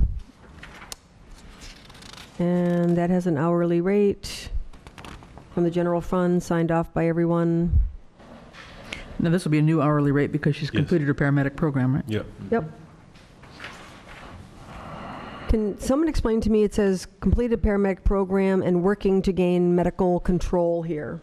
The next one, actually, the person's already achieved medical control. Yeah. Anybody know that distinction? No? The next one is Beth Morton, Cynthia Beth Morton, and she is also a paramedic. Complete her paramedic training and gain medical control to function as a paramedic in Massachusetts. It's just imagine, but it's probably a license of sort to Yep. be able to practice. List her old and new hourly rate, coming from the general fund, signed off by everyone. And another resignation, Eric Toa, and works full-time for Northampton and is no longer able to continue in Southampton. That list old and new hourly rate, which isn't necessary, general fund, signed off by everyone. Question on this one. Has he been gone already since January? It says last day working January 1st. That's what it looks like. And the Well, he resignation. might have been on call Could've and been then... on call and then just hasn't been able hasn't to work worked for since 6 then. months, and then... But here's the other thing, it's got checked off part-time, and it's got rates. All coming from the same department, they're all inconsistent, so maybe this is where PCF 101, we need to hold something. Yep. And that is it for now for the fire department. We'll take those ones together. Anybody like to make a motion to approve those? So moved. I'll second that. Any comment, other than some inconsistencies? Nope. No. All those in favor? Aye. Aye. Okay, then we have a part-time police officer, Brendan Heath, hired Mass Star Police, so it's a resignation. And last day working 8/6/19. A nice letter from him with the resignation. And then there's also another part-time police officer, resignation, John Roach, hired by the Chicopee Police. Another nice letter, actually signed off by everyone. Nice letter from him thanking Southampton. He'll be working for the Chicopee Police. And I think that's it for the police department. Would someone like to make a motion to approve those two? Sure, I'll make the motion. I'll second it. Any discussion? All those in favor? Aye. Can I just go back for a question? Yeah. I was looking at the resignation letter, Which one? Officer Roche. Yeah. And just a thought, because this was brought up in the past. It says, it's been a pleasure to work as a police officer for Southampton. As you know, I've officially graduated from the full-time police academy and will be working for the Chicopee Police Department. So that we put them through the academy, pay for it, and then they go on full-time? That's been an issue in the past. No. What do you mean, no? We wouldn't, he was a part-time police officer, so he would not have been through the full-time academy. No, was he part-time here and we put him through the full-time police academy so that once he graduated, then he could go on to get a job elsewhere? That was not the case. No? No. Okay. He was part-time here. Who paid for the full-time police academy, I guess is my question. Yeah, in It his would have letter. been Chicopee. Okay. Or himself, but it was not the town of Southampton. Okay. Because we Okay. only do that for full-time officers? Correct. There's a Can you be a full-time officer without going to police academy? Or can you be a full-time officer while you're enrolled in police, or how does that work? Yeah, I What is mean- the time? Is it the chicken or the egg thing, or? No, to be a full-time officer, you have to have worked through and graduated from the academy. So we select so just to back to John's question, we must select part-time police officers to go through this program under the condition that they'll be employed by us full-time going forward. So I just want to, Don't have to. We could hire someone as a full-time police officer that hasn't worked as a police officer and gone through any academy, part-time So or they can anything. be And a then they go to the full-time academy, which would be paid for By Southampton. by Southampton. Okay, Correct. okay. And then they would work with us, for us after. Correct. Got it. Well, there's nothing holding them here, I don't believe. That's true, but they're hired as a full-time person, then we put them through police academy, then they actually go to work. Correct. Got it. Yeah. Does the same kind of thing apply to the paramedics, those that have just graduated now from their EMTs to paramedics? Do we have the ability to hang on to them for at least a year or something, or I don't believe we pay for their schooling. we don't? No, we don't. They pay for their own. Yeah. Okay. I Okay, can see the that. ready to move on? The last two are the water department. The first is Dennis Senecal, and this is a merit increase based on performance and anniversary date. This, and I believe we have water department folks here to speak to this. I don't know, Jim, would you want to speak to this? Hi, I'm Jim Walunas. I'm a member of the Water Commission.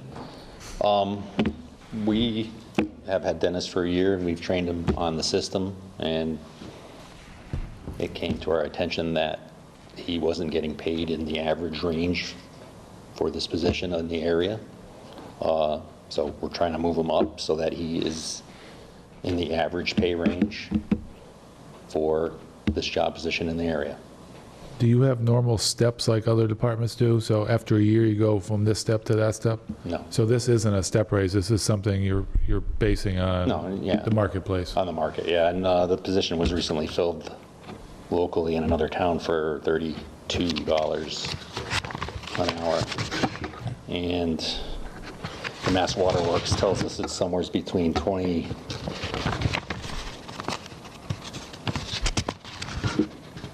somewhere between $26.94 and $33.61 is typical for that position. $26.94 and what? $26.94 and $33.61. So even his current rate is within that, right? For 1 year on the job? Yes, and he has 15 years of experience, though, and one of the tricks is that he has all the licenses that we need, and he was the only applicant that had the licenses that we needed when he took them on, so we don't want to lose him. Now, is he somebody, he's coming up to his 1-year anniversary, is he somebody that would have benefited from the 2% increase that we gave to several employees? So he's already benefited from that Yes, he while he's been on? Yes, he has. So can we do, you're calling it a merit increase, so is that something that can happen like on top of the 2%? Yes. Yes, but the personnel policies for the town only say an additional 2%. So this is an additional 4%. So he's only eligible by the personnel policies for an additional 2% if he got a cost of raise increase. Because it's in this fiscal year. Well, it's in the personnel policies, so I'm surprised PQB signed off on it because they're the ones that actually did the, His pay rate increased 2% as of July 1st. right, so he's only eligible for an additional 2% according to the personnel policies for merit increases. My preference would be that it would be based on a satisfactory performance evaluation. Do you know if he had a performance evaluation after a year, a written one? Tom did that, yes. He did.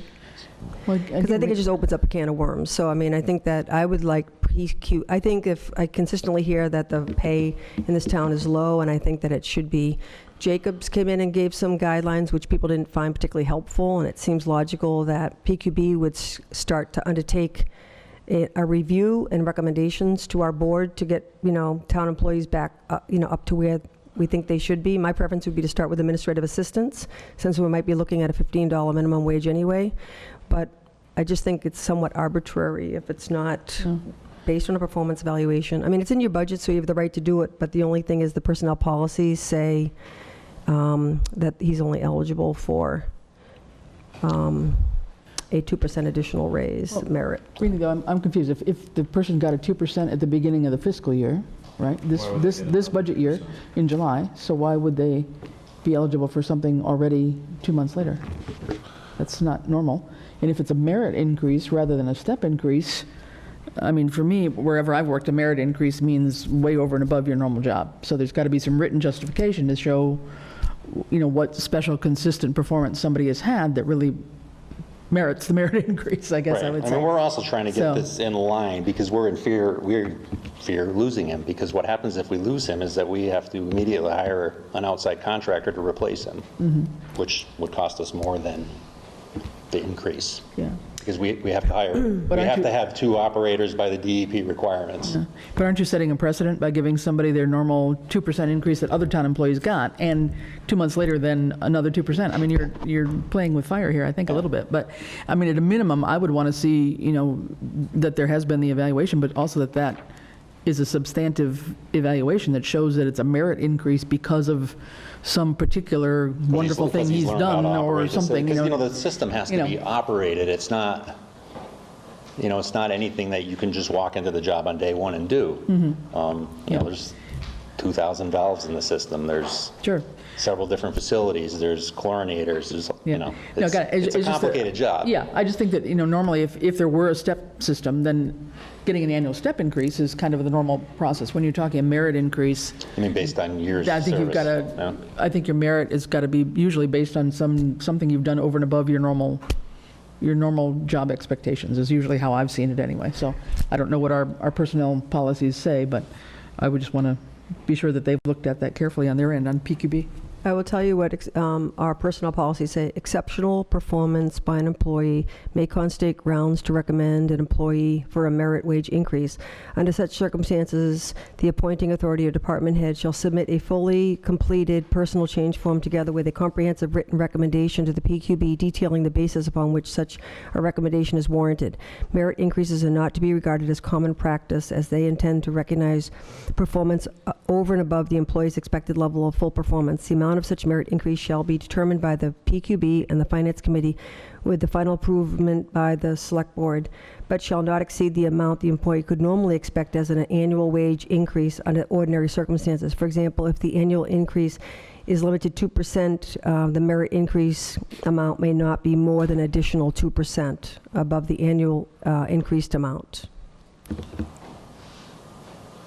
So then how do you adjust somebody's pay to make it to market rate?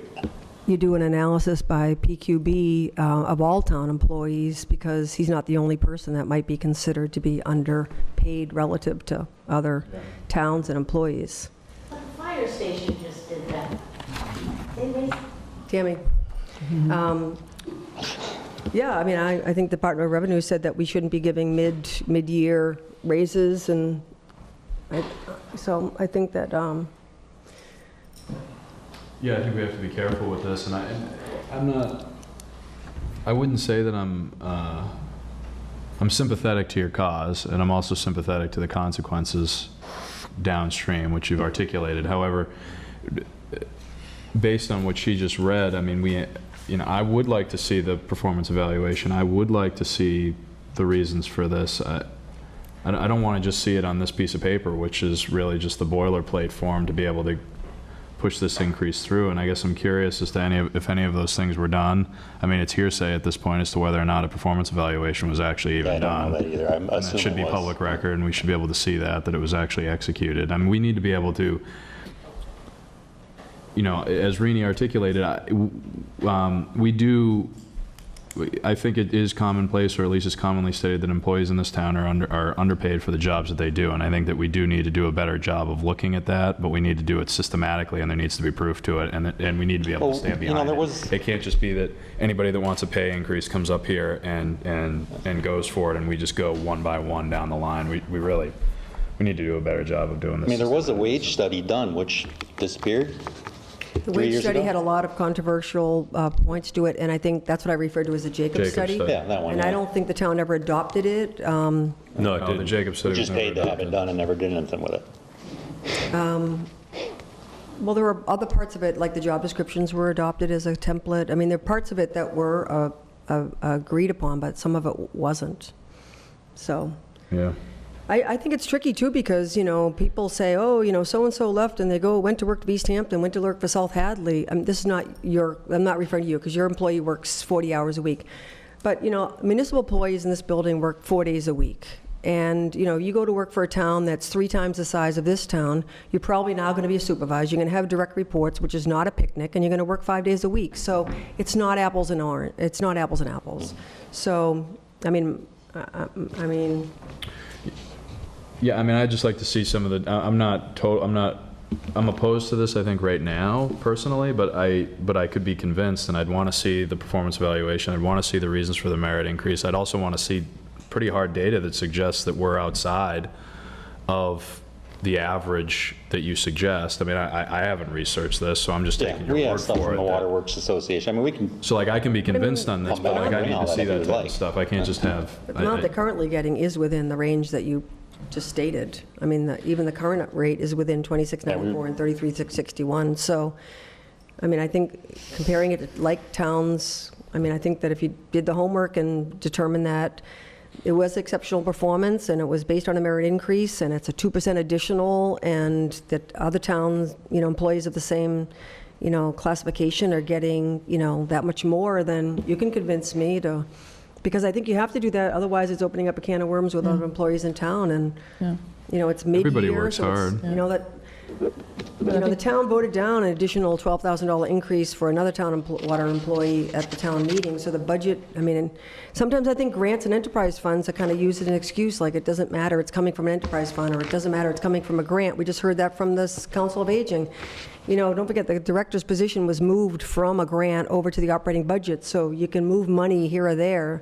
And the enterprise fund is coming from the, well, we know that we're responsible to the water users. We have to make sure that their money is spent absolutely. properly. We don't want to raise rates. Absolutely. And we're not planning on that, but, right.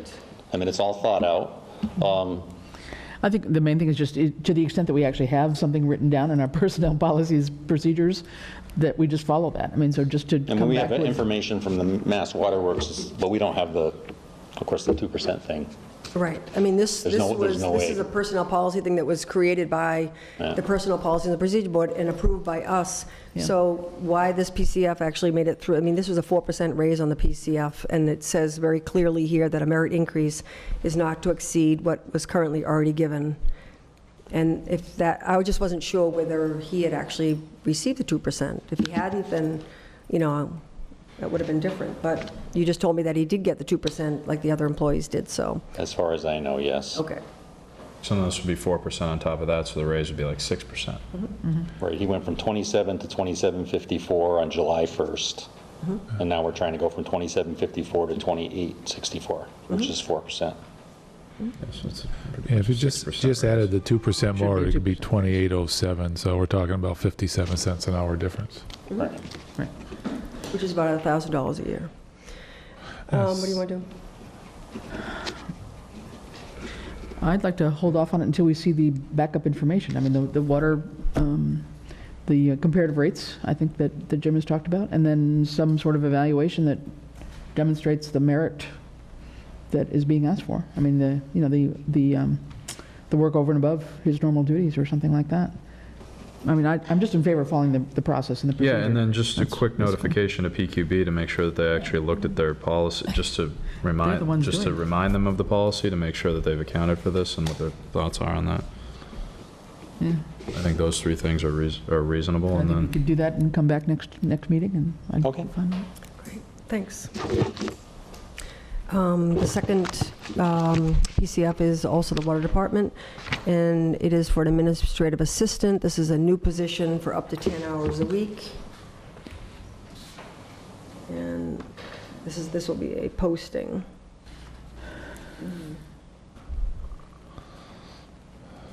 Part-time, up to 10 hours a week to set up and maintain office. Scale is $18.99 per hour. The expense is, I'm sure it's the enterprise fund, correct? Yep.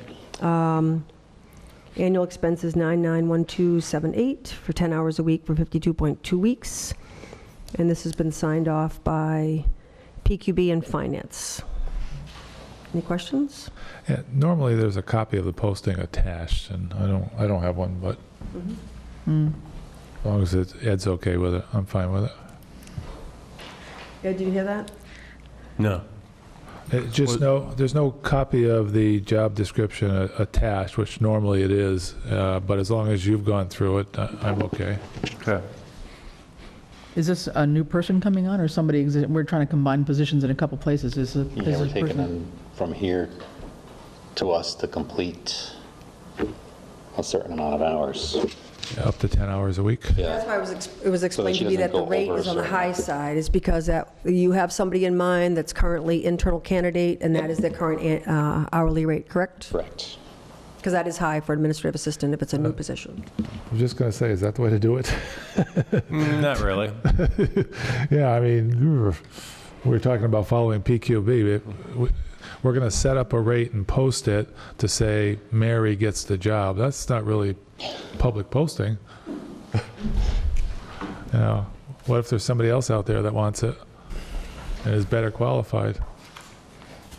Then they might deserve that level if they have the experience coming into it.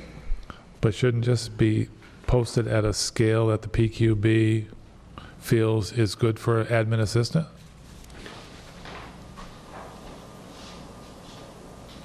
Because what's the sense of posting it if we're just going to give it to somebody?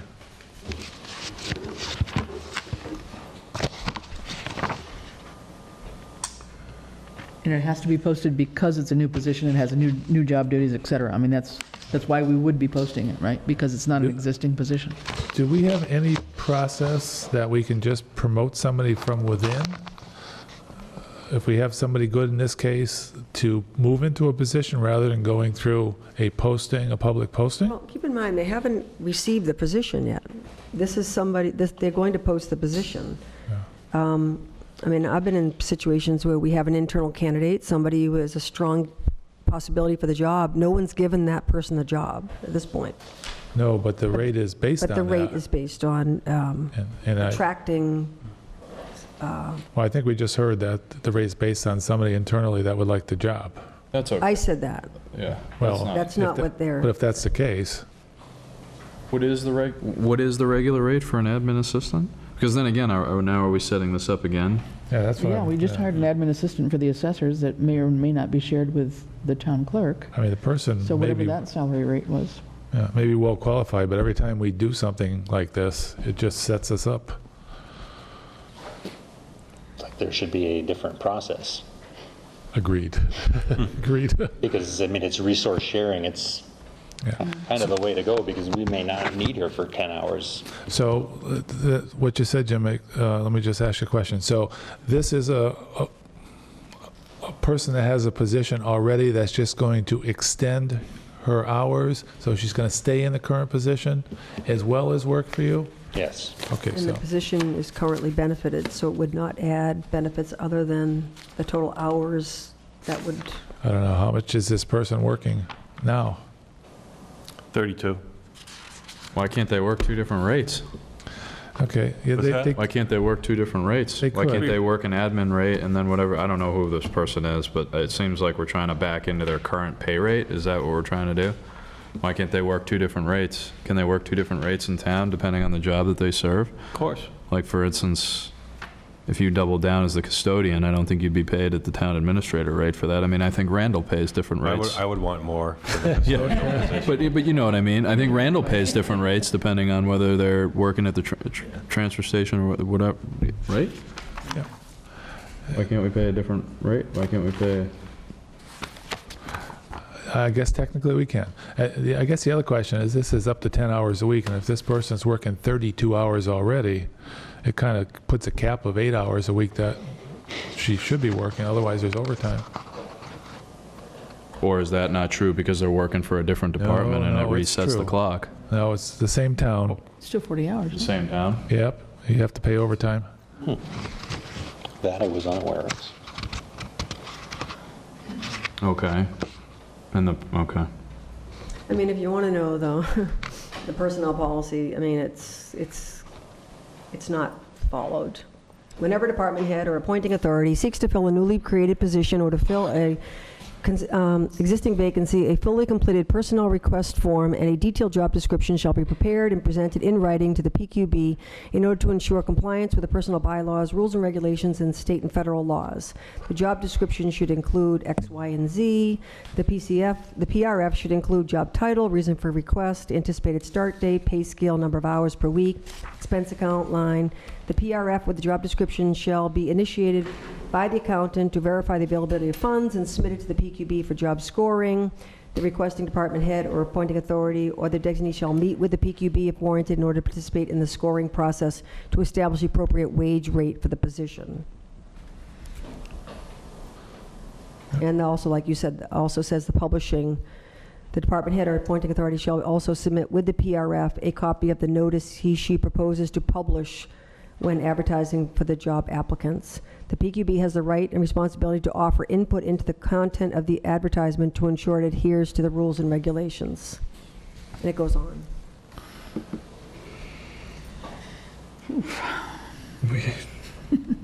Should kind of go back to the personnel, right?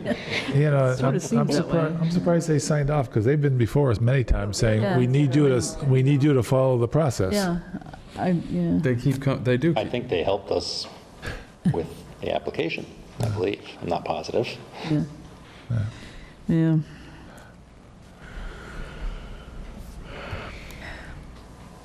We got to send this back. PQB's got to rediscuss this, or at least know the fact that 2 hours are basically over. We're basically going to approve 2 hours of overtime. Yeah, but not only that, I think, if this is a standard admin assistant, and we have other admin assistants, or we will in the future, and this rate, all of a sudden we advertise a much lower rate in the future, they're going to say, why'd you approve it?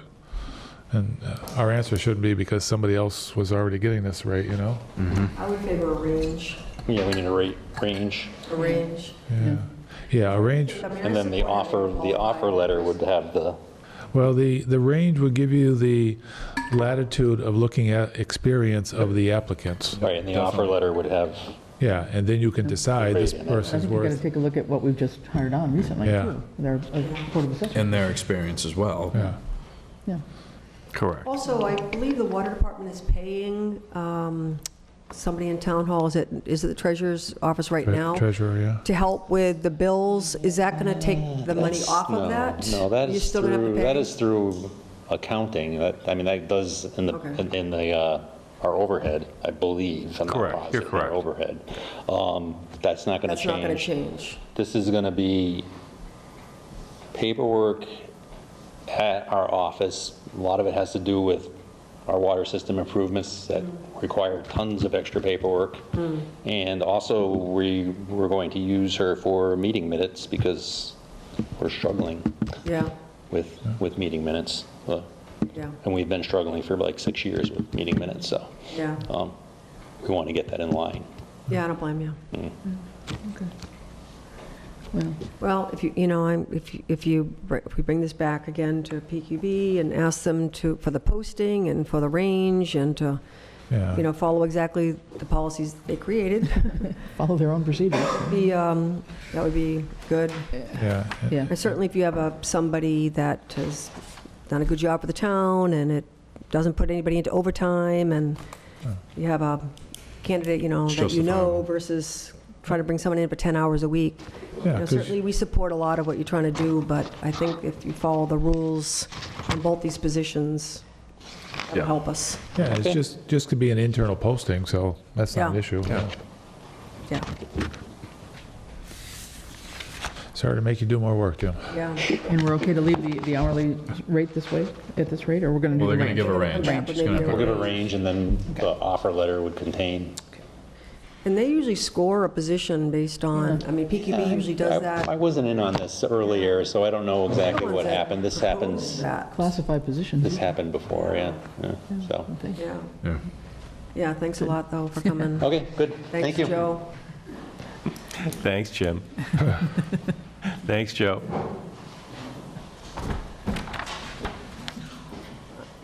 Okay, so we're going to hold on both of those until they come back. Don't really appreciate being the backstop on a lot of these, so I really would encourage, these go through a lot of departments beforehand, and there should be one standard form, there's a procedure to be followed, and, thoughtfully, completely filling out the form. Sometimes they're a rush job, sometimes finance doesn't sign off on them. I think we really need to tighten up the Gotta whole button this up. process. Yeah.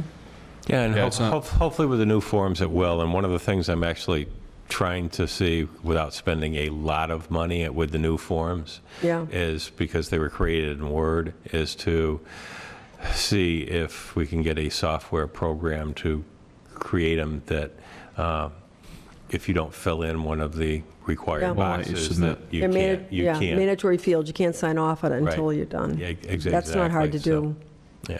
And there's some, I mean, one of the things that I noticed after they were implemented with the new form was they didn't have a line in them for finance committee sign off, which I know we're heading in that direction, and actually probably 80 to 90% of the times really wouldn't have been required, except it still says so in our bylaws. But there was still the instance in my mind that if something came up where a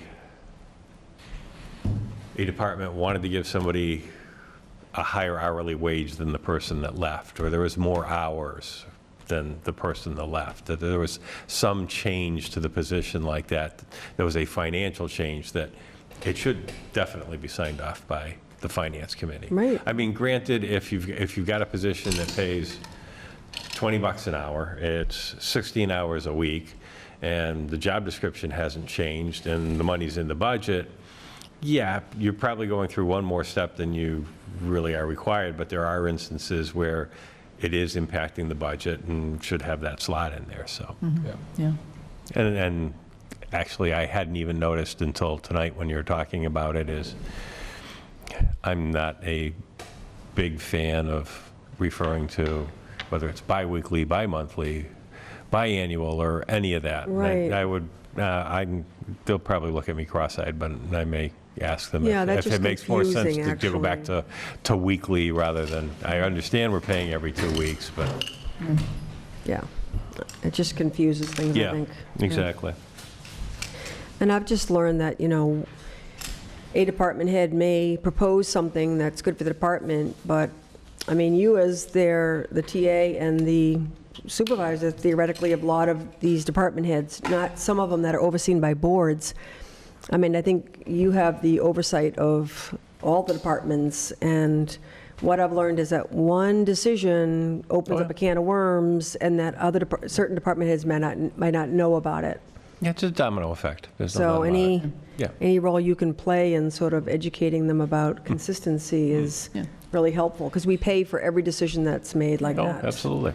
Well, and we're trying to do our due diligence too, and read these thoroughly and understand what's being Right. said. So, I mean, I think, we've all got to play our fair share of the role here in getting these things approved.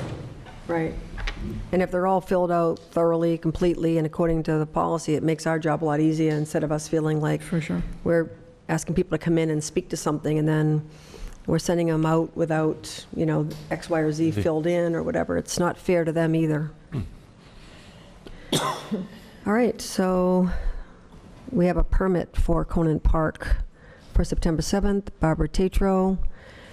And I understand that the remaining paperwork on this was submitted. Yes, it's one of those ones that got waited to the last minute, and the individual had sent her paperwork back to the Park Commission for the park rental, and then came in to do the one-day beer and wine, and the Park Commission hadn't mailed the rental agreement permit back to her as of yet. So actually, when this originally got processed, Judy had called up Paula Mack and just asked to confirm if she had received and sent out the Conant Park Pavilion rental permit. And it was funny because Paula called back, and the first message that came through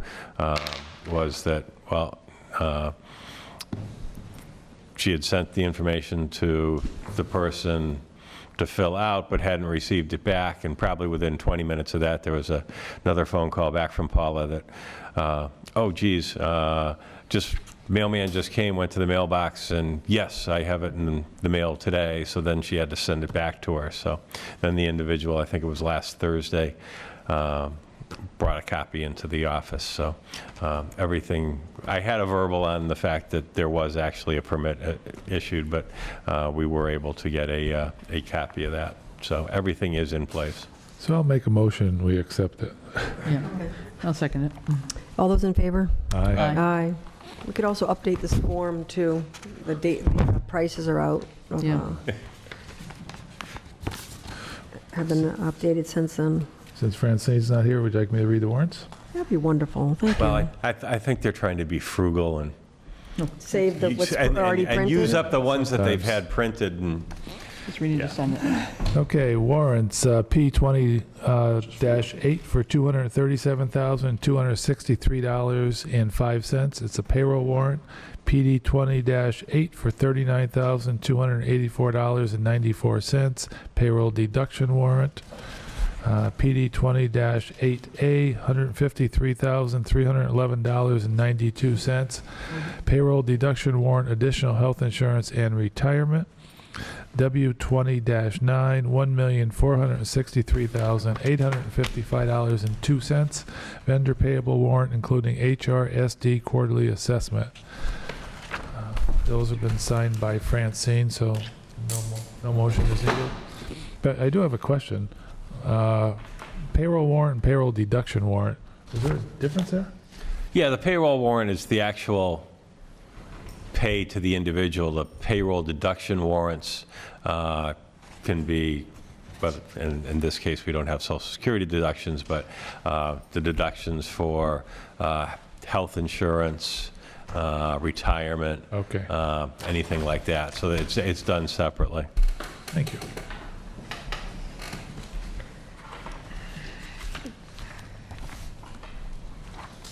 Thanks, John. No other documents for signature, no minutes to approve. We do have some back ones, but they're being worked Yes, on? yes, Okay. they are. And any updates or questions on any of the pending items? We actually talked about a number of them.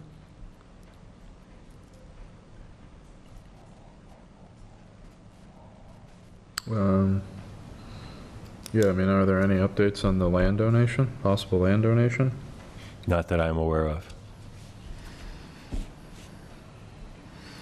And you said the open space and recreation plan is just starting to be worked on by PVPC, or who's working on it? First of all, we got to get all those members together, and then PVPC will come in and have a meeting with us, and then, yes, they have the responsibility of putting it all together for us. Mhm.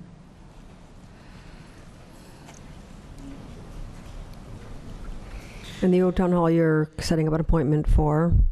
We already heard about yeah. green communities. We already know about the town administrator evaluation. Mhm. There is a meeting coming up, there's a couple of them actually, with Charlie Kinnicky, and one is with the school department. It's coming up, I think, next week, to talk about emergency planning relative to the schools. Yeah, Anything else? he's got one, I think it's Monday morning, which is a general emergency management update meeting, and then he's got one, I think it's Wednesday afternoon, that I won't make because I'll be at that ABCC training to update the school plan, which is a requirement. I think the only other thing we talked about was maybe inviting Senator Humison and Rep. Sabadosa to come in and chat with us at some point, and maybe we can keep that on. Yep, I On actually, there that so was we my can- charge, and it's on my Okay. list. Just want to keep the Greenway bike path kind of front and center so we don't. Yep, I'm lose just track of waiting to that. get past Labor Day before I Yeah, follow it up with that's both good. of them, but that's on my list. Okay. If there's nothing else, the next select board meeting then is on the 17th, and we already set a couple of future dates, and then the town meeting is on the 22nd.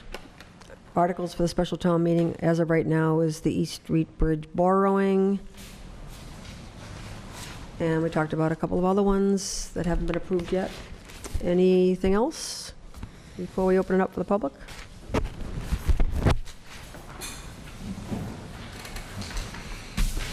Okay, open time for the public. Would you like me to read the preamble? I think you should for her, though, you know. This is a short one. Virginia Ahart, 27 Fulmer Road. Just received notice from the Community Preservation Coalition on open space in the state. And there are 173 CPC or CPA communities. And we are number 10 in preserving open space. Nice, very good. Now, before you think that's all in the hands of the town, it isn't. And I think we're probably a bit further ahead than 10th now because it did not include these 2 last purchases. But that includes 2 agricultural preservation restrictions that were funded through the town share, funded through community preservation, on fairly large farms, and also 1 conservation restriction on a fairly large wood stand of woods, again, in private hands. So we are getting tax money on that and not responsible for over 300 acres of that land.